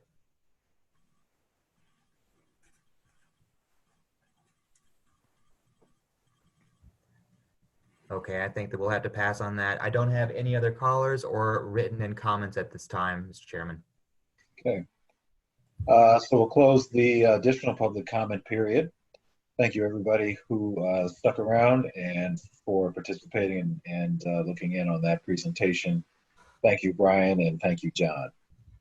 We'll move on then to the next item on our agenda, which is the Chair, can I have a point of order? I don't believe the board's been given an opportunity to respond to Brian's presentation yet. Sure, good point. We'll open it up for board questions then for Brian's presentation. Sorry, I didn't mean to exclude my own board. Go ahead, Jesse, if you have a question. Just about how is this going to be communicated out? You know, there's been, I know that it's been in our board packet.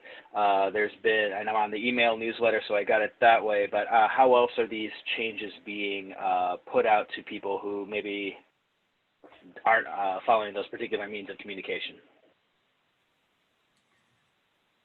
Mr. Chair, if you'd like, I can answer that question.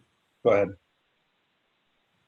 So in a variety of ways, so that we're ensuring communication, we are putting out notices on the rear seat backs with something new that we've not done in the past.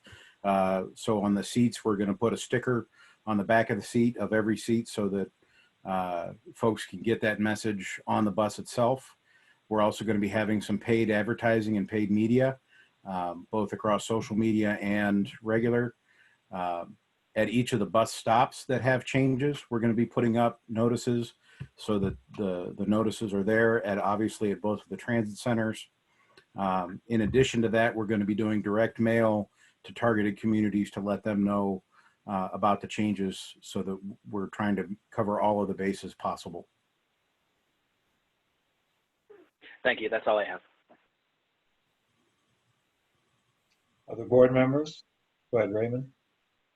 Thank you, Mr. Chair. One thing I'd really like to encourage staff, first of all, I commend Matt, John, and Brian for the presentations. I know this is a fairly difficult message to relay. It's probably harder to relay than it is to hear.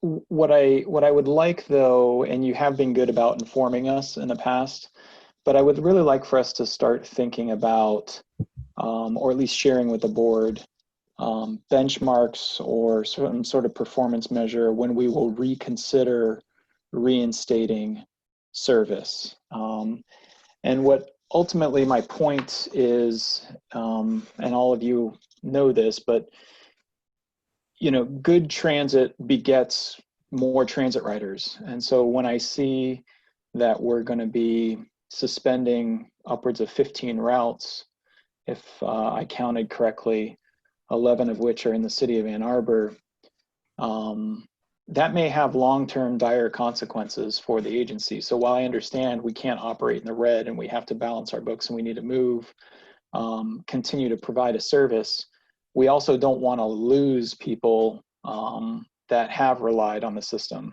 And so when we stop serving certain areas, we run that risk. And so what I'd like to, again, encourage staff to do is, will we reevaluate in September once we know whether or not our state funding is whole or not?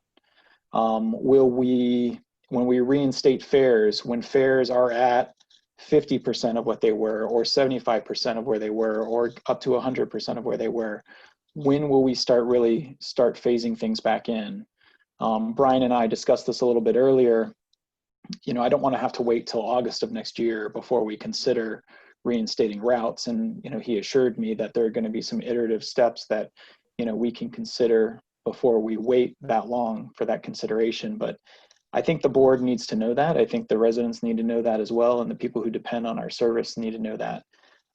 Because, when we first went into this process of trying to plan for the unknown of COVID and what its long-term implications are, I had encouraged us, I think I used the term for us to use a scalpel instead of, like a hatchet. And I want us to continue to refine throughout so that we are minimizing the impact to the people who rely on our service, minimizing that to the extent possible.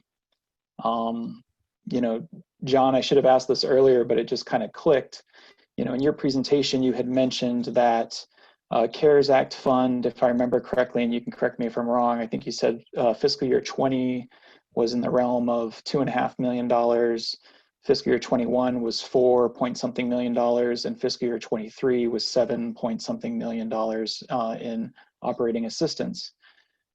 That almost seems inverted of what the need would be, right? If we're cutting a bunch of service now, but only filling that gap with $2 million, whereas 18 months from now, we expect things to be somewhat recuperated. We're saving the lion's share for that time. Those are the sort of things that kind of worry me a little bit, is how much are we going to lose over, the short term. Again, I don't envy the position that Matt, John, Brian, and the whole AAATA staff are trying to do to kind of make sure we stay solvent, that we stay on top of things. I just want to make sure that when we reach certain performance measures when it comes to budget or whatever, that we quickly look to reinstate service and that we don't just, I don't want to be penny wise and pound foolish and hurt the organization long term. Thank you. Well, John or Matt, if you want to respond to that. Yeah, Mr. Chair, I'd be happy to. Raymond, if you don't mind, that's a good question. I had seen the same thing and had the same reaction as you, that the utilization of CARES Act seemed to be in reverse order. But the reason why the greatest amount is used in the current forecast in 2022 is because that's the year that full service levels would be restored. And yet the forecast still shows deficits in state funding. So that would be the point that we could really utilize the funds in order to restore service. So that's just the way that it's currently modeled. In September, if we learn that there's a different scenario coming from the state, whether it's better or worse, we'll be able to plot that a little bit further and see. But the CARES Act funds are really at this point being reserved for those to sustain the long-term financial sustainability of the organization. And so really those costs are incurred in the current model in 2022. And I'll maybe respond just a moment as well. This is something John and I were speaking about actually earlier today. We want to get as much service back on the road as soon as possible. Like, I think that, I mean, maybe I just need to state it that simply and be clear with everyone on the call.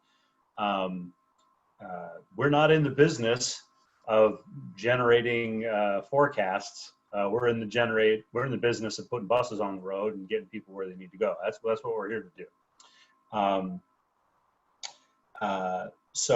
And this is, I mean, I made some comment about remaining flexible in my introductory comments. What I meant was by that, if our financial situation stabilizes and we feel comfortable doing it, we're going to probably move to put more service back faster. And, you know, I'll be honest, I'm not going to wait till August. If we see in September that the state budget is favorable, I'm going to push hard. And you know what? I would rather get the service out, and then the ride guide catches up. Like, we may do it that way. So the forecasting window that John has thoughtfully provided is a very flexible, rubber bandy sort of thing. And we may end up spending more of it. We may come to you sooner because situation has improved, and we want to spend more of it sooner. So that's a very real possibility.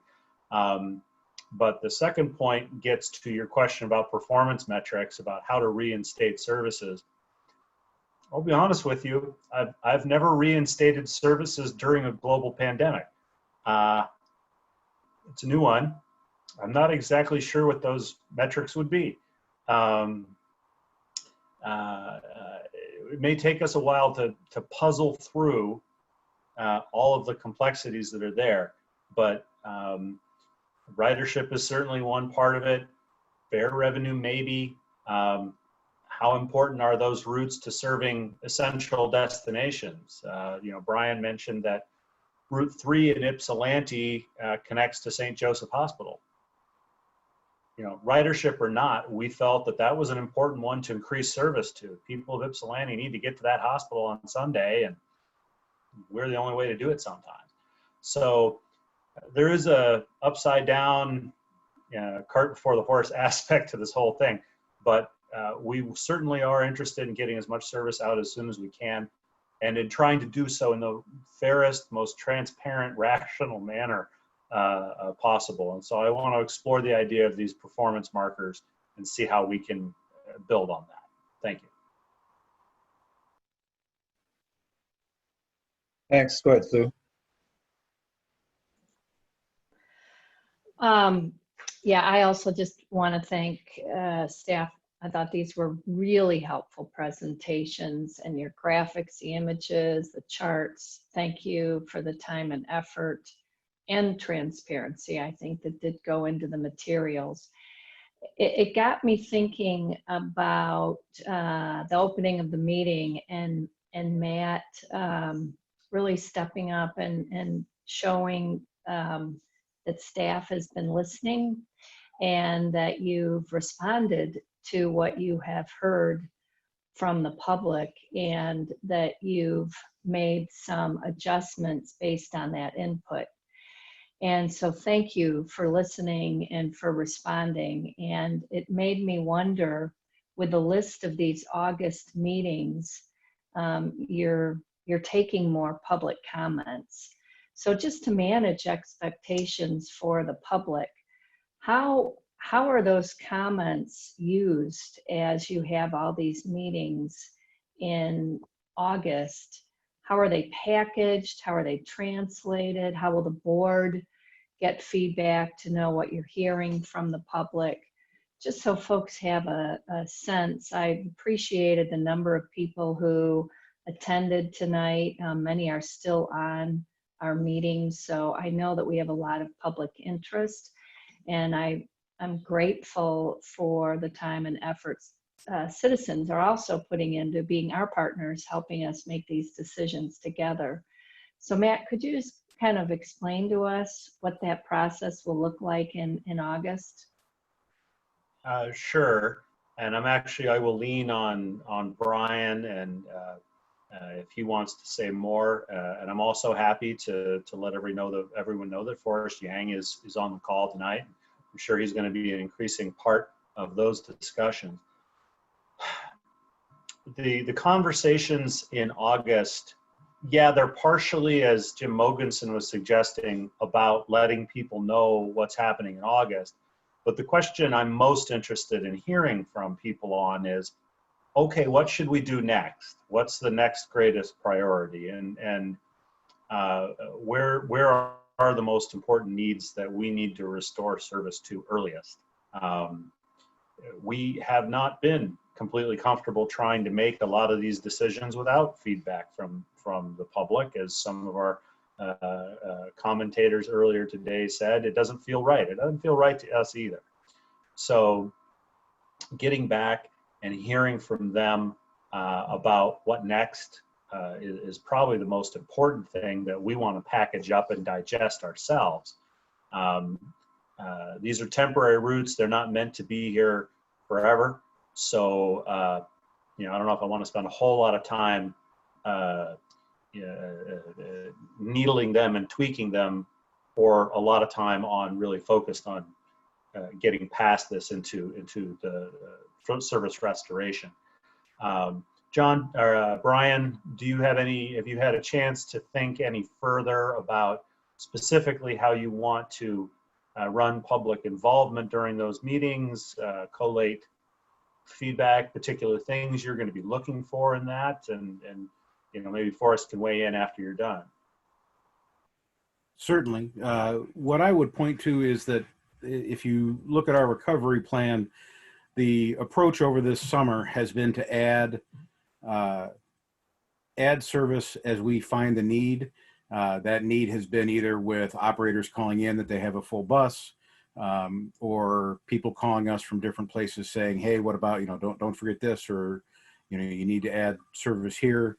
And an example of that is in July 12th, we added a big chunk of service back in so that we could continue and meeting up with the wave, because the wave has been suspended and has not had any service up until July 12th. And then they started back up, and we started 2 laps earlier on the 30 so that we could meet up with them and those folks wouldn't miss a connection. And I would say that that's part of what we'll do with these August service change town hall meetings, is to find out about those pieces maybe that we're missing that we might need to add ad hoc if we have to. And the other thing to note is that they'll all be recorded. As far as future planning, I'd be happy to defer to Forrest in that regard. Forrest, is there anything you'd like to add about kind of things you're going to be looking to hear in these future discussions? Thanks, Matt. Hello, everybody. Actually, when we think about next service change cycle will be in November, this is a great opportunity for us to collect feedback to be ready for next one. Thanks. Thank you. Other board input or questions? Moment. Kathleen? Hi. So as Brian mentioned, things are sort of being done topsy-turvy, and we have policy in place.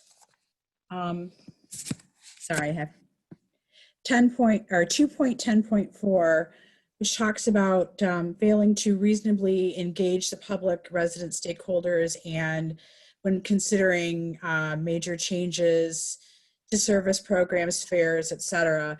And so we're kind of doing this backwards. Sue got to what I was really hoping to get the answer of is that because we're doing this backwards, I still feel a little bit uncomfortable and feel that maybe we may have damaged a little bit our relationship with the public. And I'm hoping that during this August period of time where you're having actually quite a few meetings in August, I'm really pleased to see the amount of town halls that you have available, that we can hopefully circumnavigate this. But how are we going to use this situation to better ourselves in the future so that we don't get our steps backwards?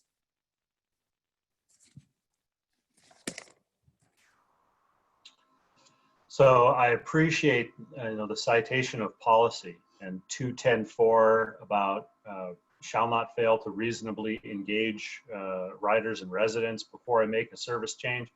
I'll be honest with you, I don't think we did it this time. We are topsy-turvy. It is a little cart before the horse. My explanation to you is the pandemic made it very difficult. When decisions had to be made, we couldn't even hold public meetings, and I was still trying to figure out what Zoom was. So I hope you'll take non-compliance in this particular moment with a bit of a grain of salt and say that there might have been extenuating circumstances that are understandable. So, but now that we have kind of gotten our head around how to do this, we want to get back on the horse and engage the public. We want to, and so that large number of meetings, and I didn't realize how many there were either, is one example of doing that. So that before the next change, which Forrest rightly points out is going to be coming in November this year, is informed by the public, because maybe we didn't quite get it done this time, but I think there was a reasonable explanation for that. This next time we need to do better and comply with this policy.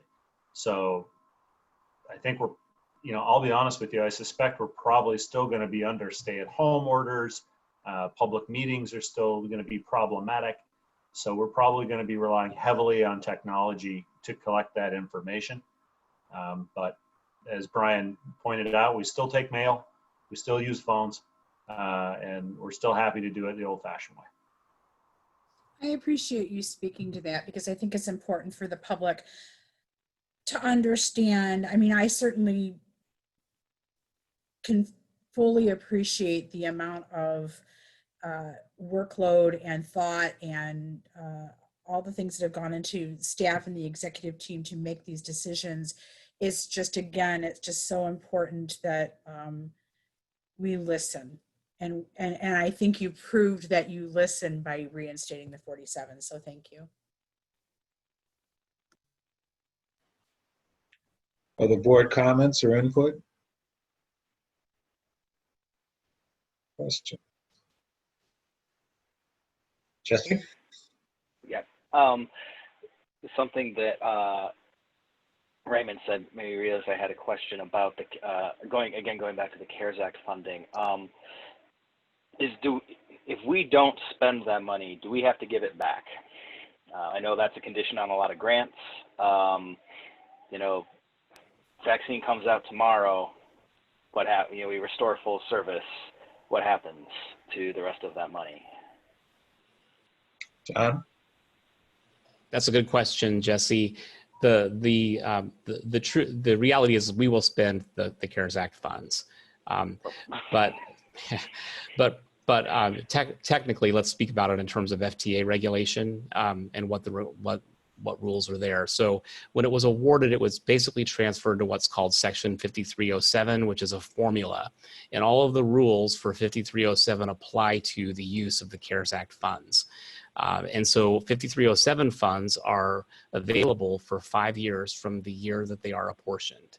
And so typically 5307 apportionment, we would have up to 5 years to spend that money.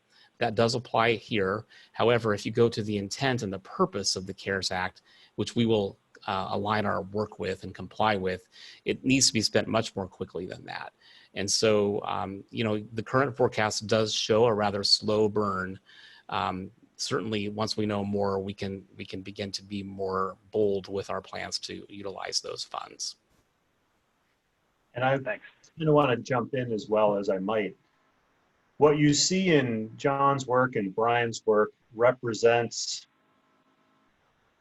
a conservative blueprint for how we intend to approach an unpredictable problem. We're going to be flexible. If we are lucky, and a vaccine emerges tomorrow, I'm going to shove John and say, we need to spend the money. Let's go. And so we're not going to wait to do that. I would rather have a conservative approach to these things that leaves us, like as I said, in a position to choose our own destiny and make improvements quickly rather than well, spend the money too fast, frankly. But Raymond has brought up the question in the past about, you know, what if we spend it too slowly? So this is something John and I talk about, and he reassures me we will spend it very quickly in relative terms. But if for any reason we felt the need to accelerate the funding, we certainly will.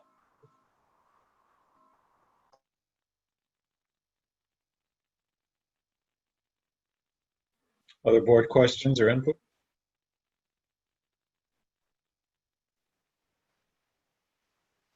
Okay, thank you, everybody. We'll close out that question and answer period and move on to 3.2 on our agenda, which is the mobile ticketing pilot program and contract authorization. So I think this goes back to Mr. Metzinger. Yes, it does. Tonight we are requesting authorization for a 2-year pilot project which is intended to promote safer cashless and contactless payment methods that will allow the launching of a mobile app for fare payments. I want to point out that this is really very much about providing safer ways to pay, and it's also very much about our learning as an innovation and a pilot project in terms of how the mobile realm can work for fare payments. I will say right off of the bat, and I do point this out in the issue brief that's in the board packet, that there are equity concerns regarding fare payments, mobile fare payments. Not everybody has an access to a mobile device or to the wireless technology to be able to purchase a ticket. We did find in the fare study that was completed in 2018, and if the public is curious about this, it's available on our website. It's interesting reading, and this information was presented back to the board a little over a year ago. We did pretty extensive market research to find out what the percentages and what utilization looked like within our market for mobile technology, and found that people from all age ranges and income brackets do have access to mobile tickets. Not everybody, but many people do have access to a mobile device that would be capable. So the cost for this project would be reimbursable under the CARES Act, and it's our intent to do that with this project. And then I'll also mention that we're going to be spending time evaluating the project in terms of its equity effect via a Title VI analysis, which would be required. And we also will be evaluating it for return on the investment. This is not a cheap project. There are fees attached to paying for mobile tickets. But I will tell you that one of the reasons that staff are excited about this particular solution called EasyFare is that it's offered by a company called Masabi. And Masabi is a technology solutions provider that offers kind of a build it to your own needs as you go. So we can start off with a mobile ticket on the phone that's visually validated. What that means is that the rider purchases a ticket and activates the ticket and just simply shows their phone to the driver. The driver doesn't have to touch it. They only look for visual cues on the phone that indicate that it's a valid ticket, and then the passenger moves on. But this system is capable of being expanded down the road to include validation equipment aboard the bus that would allow a QR code to be scanned. And it's expandable to include payments off of mobile devices, including smart cards. So there are 2 authorization resolutions in the packet, and this requires a little bit of explanation because we're approaching this in a rather confusing way. One of the things we wanted to do is to procure this system and implement it very quickly. And we found through our new IT manager who joined our authority from TARDA in Toledo, we were made aware of a Council of Governments in Ohio called TheRide. And this council has already gone through the competitive procurement process, and they have a contract with Masabi and are interested, very interested in having us join them. We would be the first Michigan Transit Authority to join TheRide and implement Easy Fare. So Resolution 1 allows or authorizes our joining of the TheRide Council of Governments. And the second resolution is a contract for which would authorize Matt to procure Easy Fare. So if you can tolerate one more minute, I'm going to attempt to share my screen because I have a brief video to show you that will indicate kind of what Easy Fare is and how it works. And so I'm going to attempt to share this with you. Very good. Hopefully you can see this. And I'm also hoping that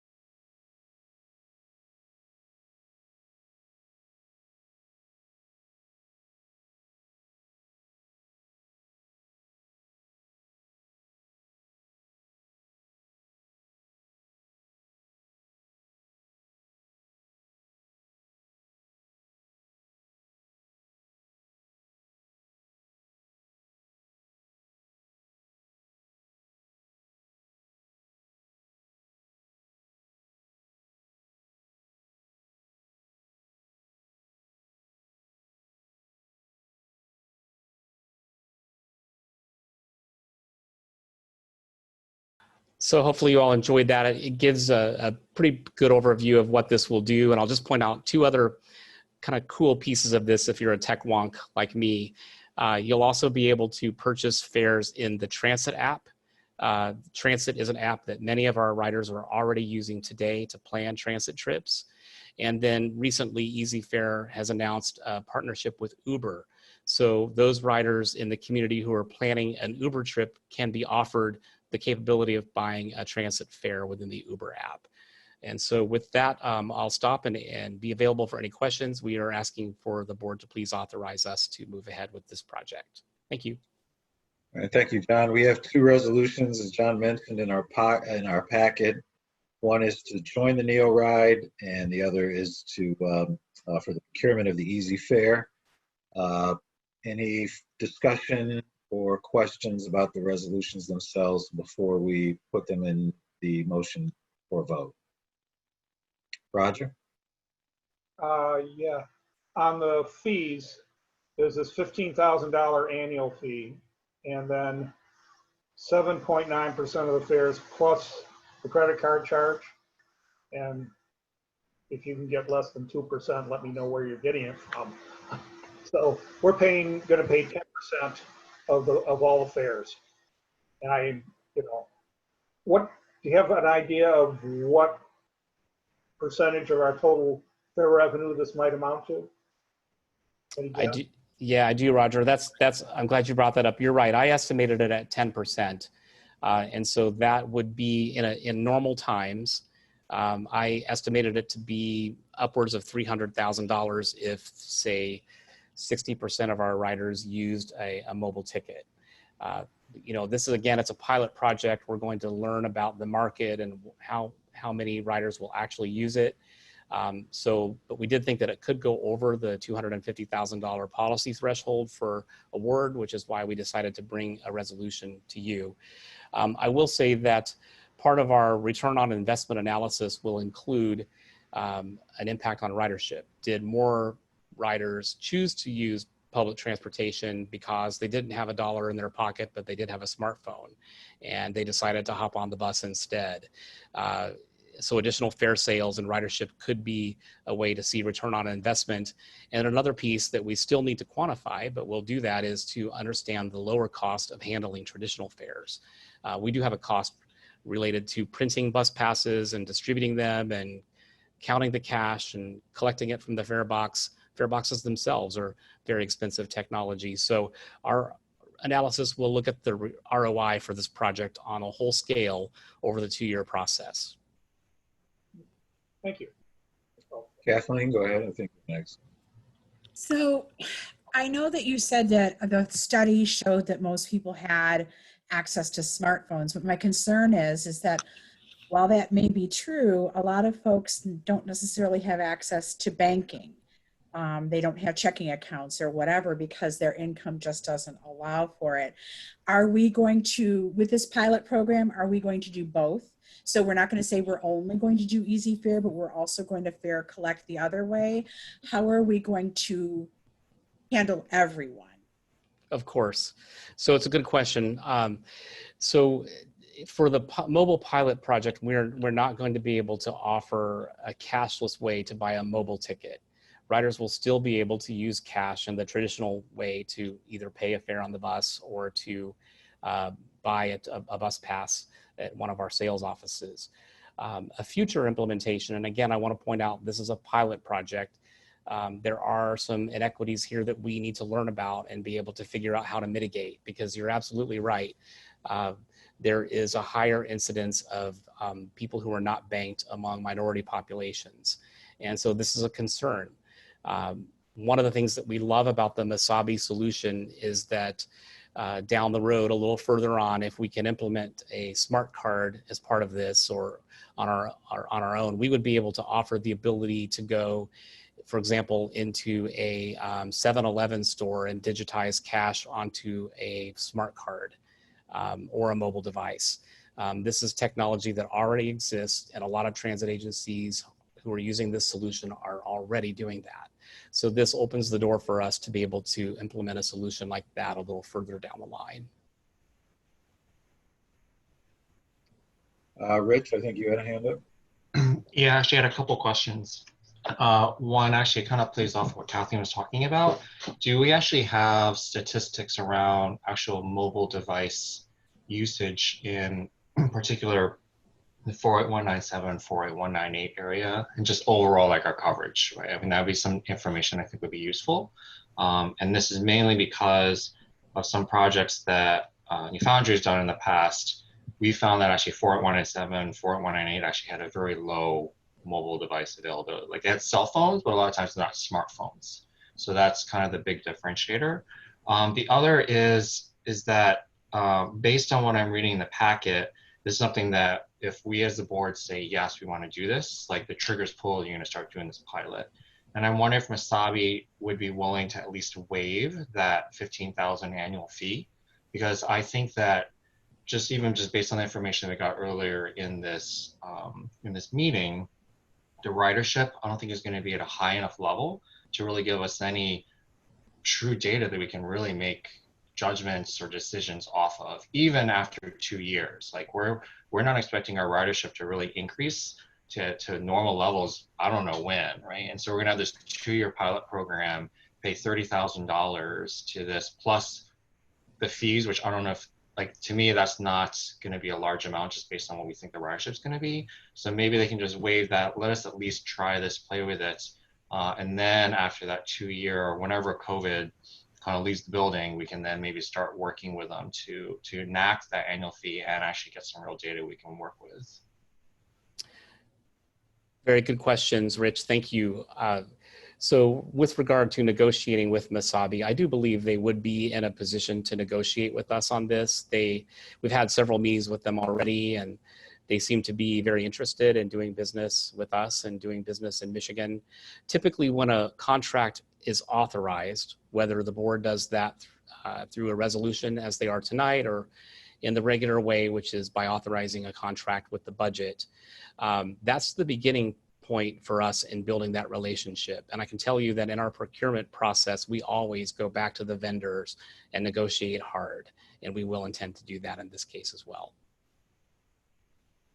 Okay, thanks.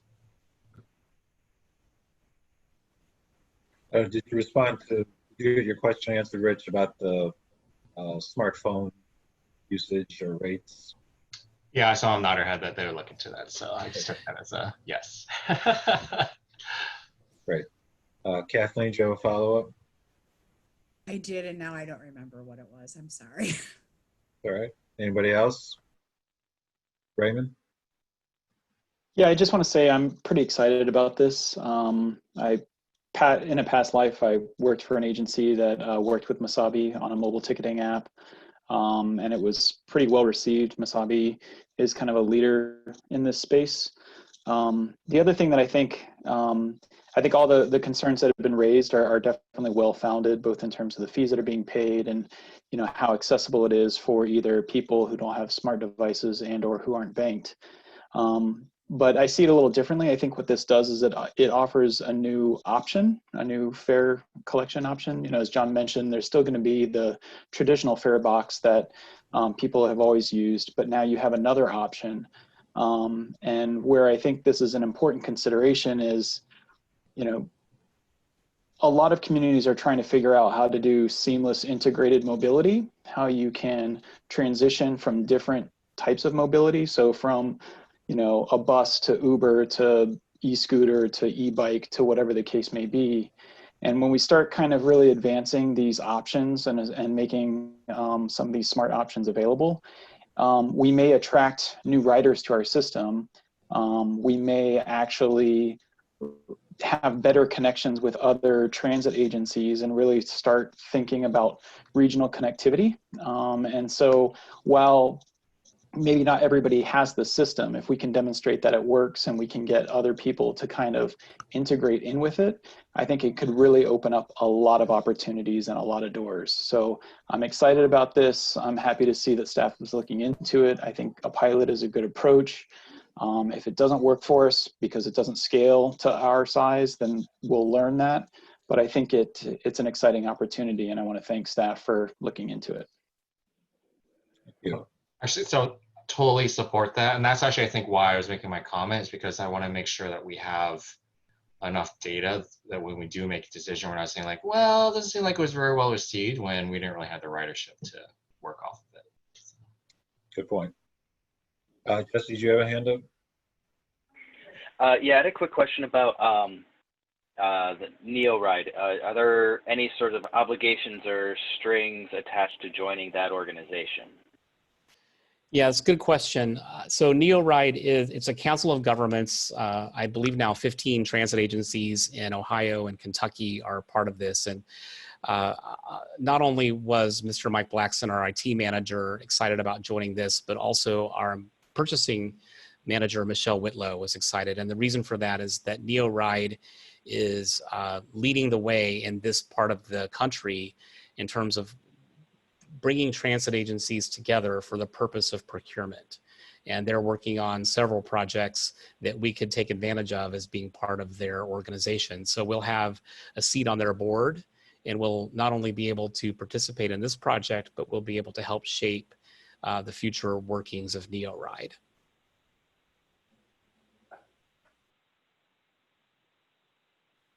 Sue?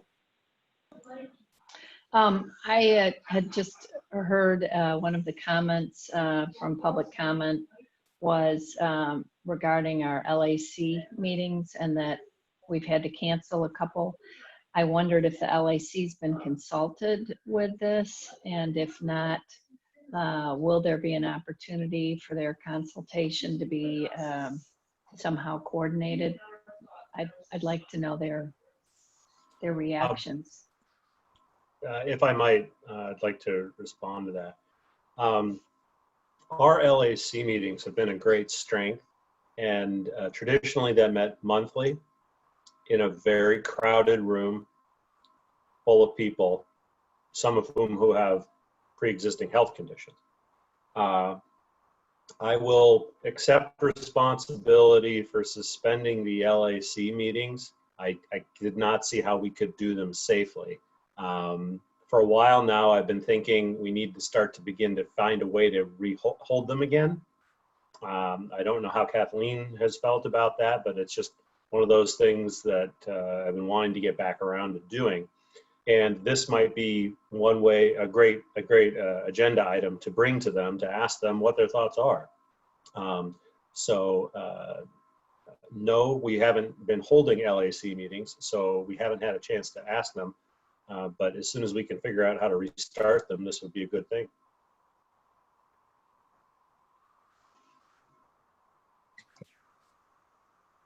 Thank you, Matt. Anybody else?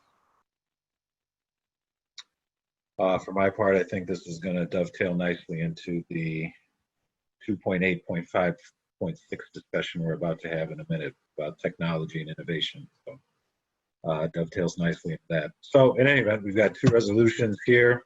We'll vote on them one at a time. The first one is Resolution 05-2020. Can I have somebody move that into the record? So, So moved by Jesse, seconded by Mike. Any other discussion on it? If not, we'll go down the list. Yes or no on the resolution, Mike? Yes.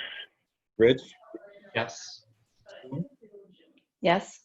Roger? Yes. Raymond? Yes. Ryan? Yes. Jesse? Yes. Kathleen? Yes. Kyra? Yes. All right, and I'm also a yes. Then we have the second resolution, which is for the procurement of the Easy Fare app itself. And any further discussion on this resolution? Can I have somebody move it into the record? Raymond, seconded by Kathleen. We'll go down the list again. Yes or no on the resolution to authorize procurement of Easy Fare. Mike? Yes. Rich? Yes. Sue? Yes. Roger? Yes. Raymond? Yes. Ryan? Ryan, you're still on mute? Yes. All right, thank you. Jesse? Yes. Kathleen? Yes. Kyra? So that's a yes, Kyra, I didn't hear you. Yes. Okay, thank you. Yep. And I'm also a yes. So thank you. Those both passed unanimously, and we'll look forward to seeing how that pilot program goes. Moving on then to 3.3, we've got a CEO report, which is in the packet, and I will turn that back over to Mr. Carpenter. Thank you. So one of the interesting things, thinking downstream, it's consuming a lot of our attention, is ventilation on buses. It's a tricky question. And so we're very grateful to be working with our new bus manufacturer, Nova Bus. They are trying very quickly to incorporate any new ideas, including additional air intake. We've already retrofitted the buses with a whole lot of improved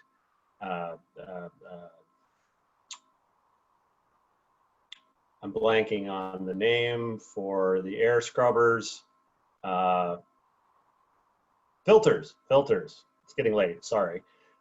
We've got much better filters. And that's going a long way. One of the things we're hearing from the CDC is just move the air, get the air out of any confined space as quickly as possible. So that's really leading to a lot of open windows, and that's okay in the summer. We're trying to think about the winter and getting prepared for that. So this really, again, another moment of how far down the field we're trying to look. We're continuing to work on that. There's unfortunately no magic bullet yet to air purification, although there's a lot of interesting ideas. Some of them, frankly, are garbage. And one thing, another thing Brian brought to my attention after this report was written was we're probably going to have some additional delay to the arrival of our first Nova bus, because we don't typically, in a bus manufacturing process, you would send some of your staff out to the factory to watch the bus be assembled, particularly the first bus, and you'd have your maintenance crew primarily to watch it be assembled, to do a little owner's quality control and to make any on-the-fly changes that might be needed, to be made. We don't see how we can safely send our staff to New York, which is where the factory is, to do this. And so this has created an unexpected hiccup. We're exploring some other options to maybe get a third party to do this, which is common, and looking at some other things. So we may have a little bit more of a delay to this first bus. The other thing, I just want you guys to hear it from me. When we laid down the specs for this very first bus, we experimented with the windows and the bell cords for requesting a stop. We made a decision, I think back in January, maybe even December, that we were going to experiment with windows that didn't open. The idea was that it provides more consistent climate control within the vehicle and allows us to get rid of the hanging pull cords and replace them with sort of nicer buttons. In retrospect, that's not a decision that we're going to be able to continue. So we are going to revert back to windows that open. Unfortunately, this first bus is so far through the procurement process, the factory's already bought the windows and everything else. So this first bus is going to have windows that don't open. It's going to have some other things that are better for ventilation, but the windows, it's not great. So we'll still be able to use it, particularly for staff training. And if the filters are approved effective, we'll be able to use it in full service.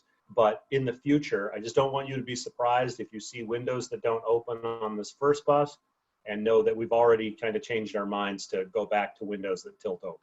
So, hindsight's 2020. Other than that, Mr. Chair, I have nothing to add to the CEO's report.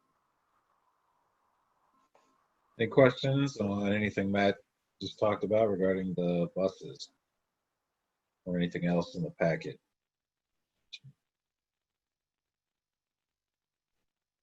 Okay, we'll close that out and we'll move on to section 4, policy monitoring and development. 4.1 is our committee meeting discussion slot. We moved those into the consent agenda, but this is the slide if we have any particular questions about anything in the committee reports to bring that up. So anybody have any questions or discussion items for the board on the committee meetings? Came out of that.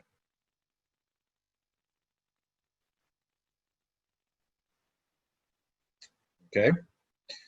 Not seeing anybody then, we'll move on to 4.2 monitoring reports.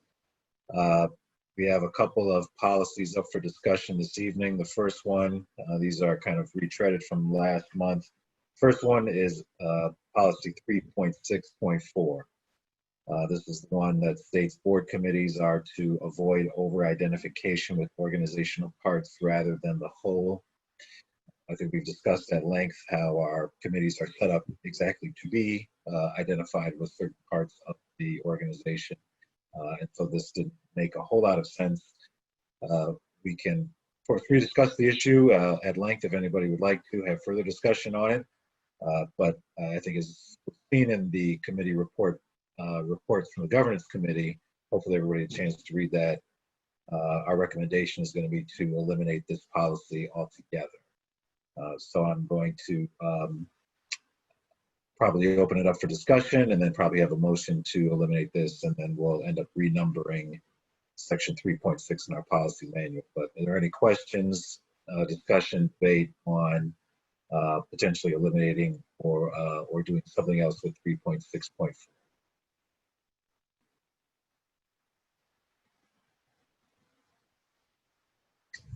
Matt? Just a quick note, because I was able to talk to some of you about it, but not all of you. I was able to ask Rose Mercier about this particular policy, and she described it as sort of an appendix. It was part of the very first policy governance manuals, but is routinely not included anymore, primarily because people really couldn't figure out exactly what it was for. So it is part of our manual. But it is also apparently not necessary anymore.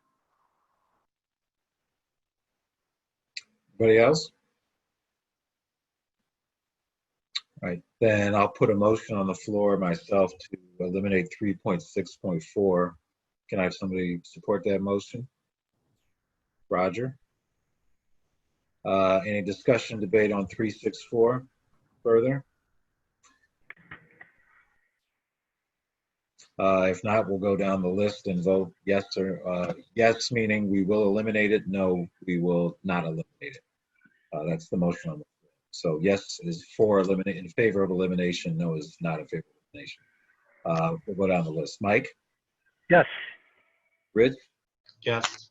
Sue? Yes. Roger? Raymond? Yes. Brian? Yes. Jesse? Yes. Kathleen? Yes. Kyra? Yes. And I'm also yes. So going forward, we'll eliminate 364 and renumber that whole section 3.6. So thank you for that. And then we'll move on to 4.2.2. We have two other policies in 2.8 up for discussion. We'll discuss them one at a time. The first one is 2.8.5.2. This was discussed last month as well. I believe, and just to read it, it now says that the CEO shall not endanger the organization's public image, credibility, or its ability to accomplish the ends by, and then specifically in 2.8.5.2, ignoring the social, environmental, and economic implications of major decisions. I think this was discussed at all the committee levels, particularly in governance, service, finance. The overall, I think, argument in favor of deleting this is that it is certainly covered by the ends. And this is kind of redundant and repetitive and just puts, really doesn't add anything of any value to any monitoring report that isn't already covered somewhere else in the board policy manual. So I think the recommendation from the governance committee is to eliminate this one as well, just straight out eliminate it. Any debate or discussion or other thoughts about 2.8.5.2?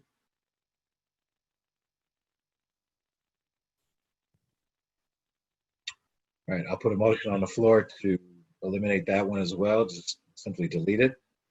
Support from Roger. Any further discussion on that motion? If not, I'll go through the roll call again. Yes would be in favor of eliminating, no would not be in favor of eliminating. Mike? Yes. Rich? Yes. Sue? Yes. Roger? We're having a hard time hearing you, Roger, by the way. Yes. Okay. Raymond? Yes, this is just for 2.8.5.2, right?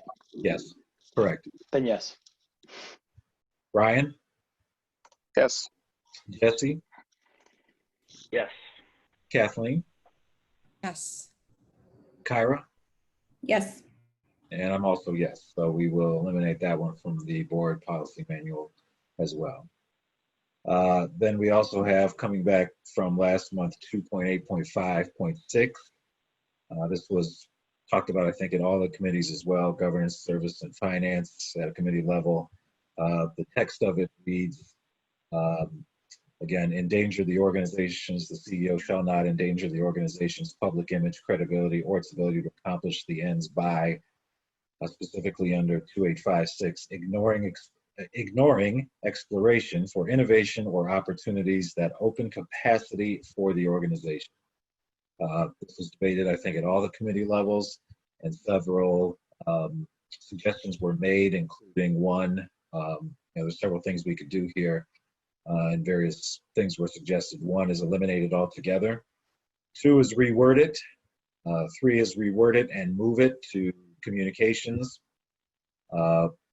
Another suggestion was to have an annual, instead of having this, or this might be satisfied with an annual technology and innovation report from which the board could be enlightened from the staff to make sure that they are being apprised of all the latest technology, like the Easy Fare, something like that. But there needs to be some way for us to for the board to monitor the CEO to make sure that we are getting enough of the latest innovation tools to meet the ends and shape our policy accordingly. So I'm looking forward to debate right now, and I'll open it up for comments from the board as to what we should or do, if anything, with 2856. And who wants to begin?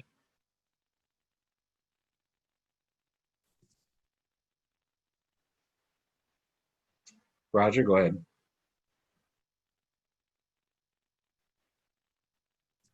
You're on mute, Roger. Pardon me. Can you hear me okay? Yep. I would be in favor of rewriting it and moving it over to communications. The way it's written right now, it'd be almost impossible for the CEO to give a monitoring report that would prove that they didn't ignore any new technology that came up.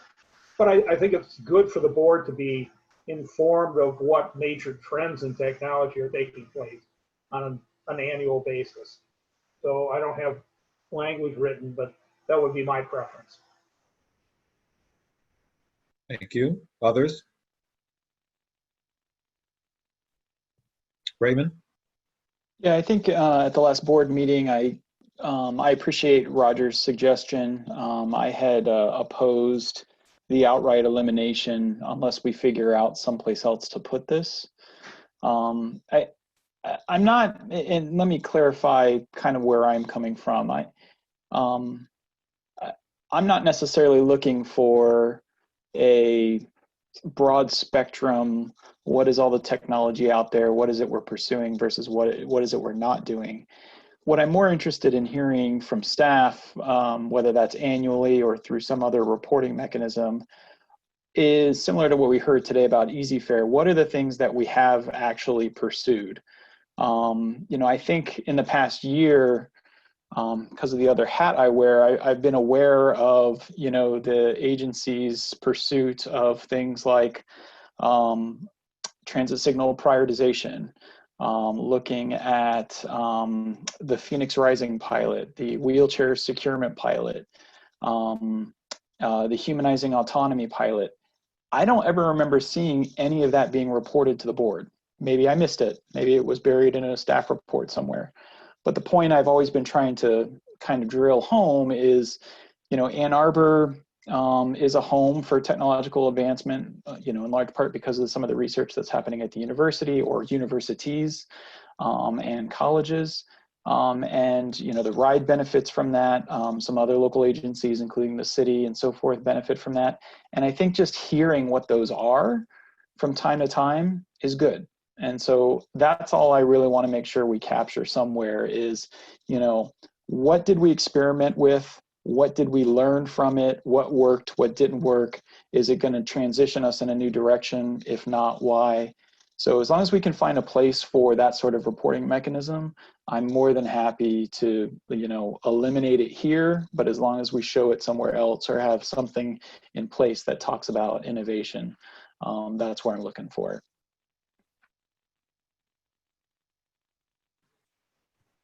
So do you have a preference at this point where it would go? As you said, communications, put it in communications and communications, I think, now, or do you want to revise it in some way? No, I think communications would be fine. Again, this is one of those things where we could, defer back to staff in terms of how they want to communicate that, if it's, both in terms of frequency or format.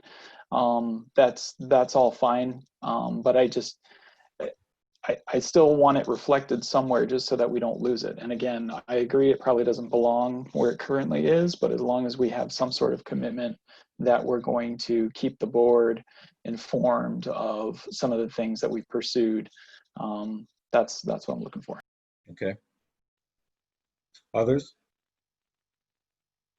Jesse? Yeah, for the most part, I agree with Raymond. I think it's important, and a lot of what he was talking about had a lot to do with board education. And I don't think we specify anywhere like what topics, are supposed to be covered specifically with board education. So I don't know if there's anywhere that we could put it there. but I think about, you know, when with the question of, you know, it being too meansy, I know is something we talk about. You know, we do, in the end, we specify certain things that kind of get towards means in terms of like why we don't run, you know, coal burning buses, you know, because it doesn't meet our end of being environmentally friendly. But so I do want to make sure that we are aware of emerging technologies and that the organization is aware of emerging technologies. I've appreciated the reports we've given on why the hybrid buses didn't work out, why we're not switching over to electric buses at this time. You know, that being the obvious, like the real low-hanging fruit for emerging technology and public transportation. So I'm not familiar enough with the whole structure of our policy governance manual to say where I think it belongs, but I think if it could be part of, if it's communications to the board on like a state, you know, a report on the state of transportation technology, but even not just technology, but also like planning philosophies and things like that. You know, the emerging thought in the organization is kind of where I thought what I think this policy was getting at, and I think it's important for the agency to be forward thinking. If not to, you know, we maybe aren't doing the innovation ourselves, but I think it's important to have that, and for us as a board to be thinking about it. Okay. Thank you. All that said, I don't know where it goes. Well, we've got two in support of Roger's idea for moving it into communications, and we can possibly think about rewording it somehow. Any others who want to weigh in on this? Roger, go ahead. If you'd like, we can take that up in the service committee. Unless you prefer to go into governance. I missed the first part of what you said.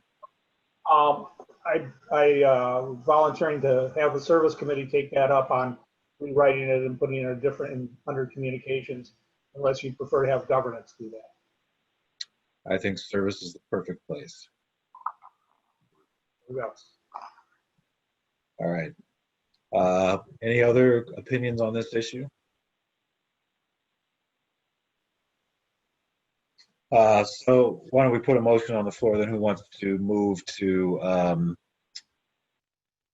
well, displace is the wrong word, move this policy or this sub-policy into communications with a task for the service committee to come back with a recommendation for revising it.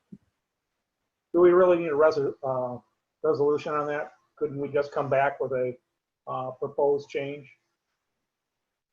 Well, we don't need a resolution to say we're going to make the change, but I think we do need a resolution or decisive board action to say we are going to move it to communication. I mean, we're moving it from one place and putting it somewhere else. And I think given the fact that we're doing that, we should, and making a substantial change to the policy, that should be a resolution.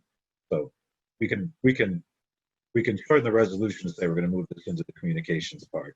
If you want to do that, and then, you know, we'll leave the revision piece out of it.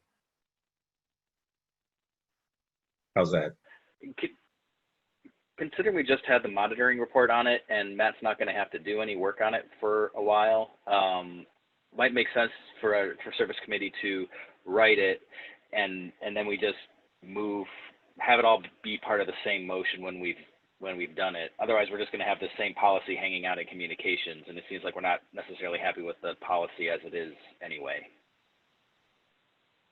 That's fine too.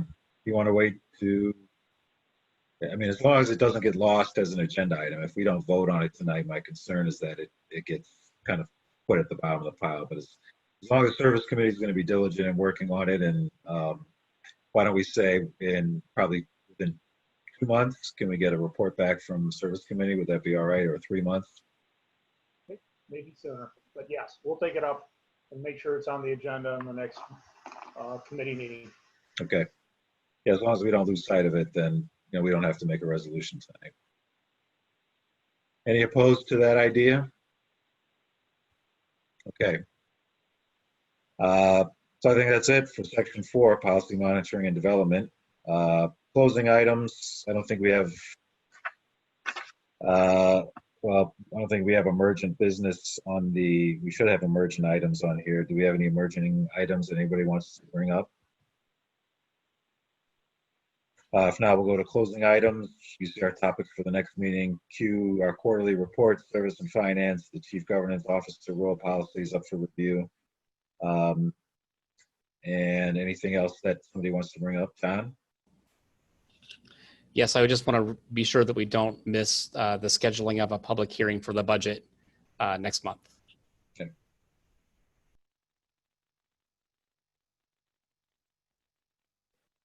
Okay. Thank you. Anything else?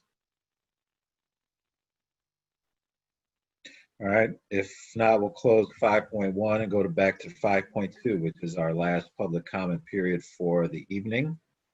And if you can click the raise hand button, *9, and we'll turn it back over to Mr. Book to see if we have any buddy from the public who is still with us who wants to speak. Thank you, Mr. Chairman. I have Jim Mogensen. You've been unmuted. Yes. So, well, that was fun. So a couple things I just wanted to quickly say going forward. One thing that I believe will be emerging is that Rose Mercier was working on the fare policy, and that's still in process. And as that emerges, I think, particularly under the circumstances, it would be a good idea to have some public input on the fare policy as that emerges, because it does relate to a change, not just in whether to start having fares, but also in changing perhaps the structure of the fare structure. The other relates to the ADA changes that are emerging relating to, there has been that confusion between paratransit ride and a ride. And one thing that I know is happening because Gold Ride has been suspended, that I know people who go ahead and qualify for Gold Ride, even though they would qualify for a ride, because it's not as complicated to apply. And that particularly people who have difficulty applying, take that route. So we want to make sure that we don't lose people who have been using Gold Ride, but that do actually qualify for a ride and would lose that service and might not realize what's happening. And finally, this is one of those situations where I do participate in these meetings by myself, but I am also connected to groups. So I was not surprised when there were more people who showed up. I did not organize that myself, but I was part of the people who were alerted to the fact that there was a desire to have people speak. So I do think that moving forward, we'll need to find the authority will need to find ways to help communicate complicated things. I've been following for quite some time, so I understand the backstory on some of these things, but not everyone does, and not everyone has that information, and our media has not been attending these meetings. And so I just bring that up as a future consideration as you move towards the service changes in November. Thank you. Thank you. Any other speakers, Keith? We don't have any other speakers or any written comments at this time. Thank you. So we'll close the public comment period then. All that's left is the board assessment of the meeting, which is electronic. It's in your packet. Please make sure you fill that out. Send it back to Keith and Matt. And then lastly, 5.4 is adjournment. So can I have a motion to adjourn? Move we adjourn. Roger, seconded by Rich, Sue, and several others. All those in favor of adjournment, we'll just go down. Mike, Yes. Rich, Yep. Sue, Yes. Roger, Raymond, Yes. Ryan, Yes. Jesse, Yes. Kathleen, Yes. Kyra, Yes. and I'm also yes. So thank you, everybody, and thank you to our members of the public who participated. We are adjourned this evening. Thank you, everyone. Good night.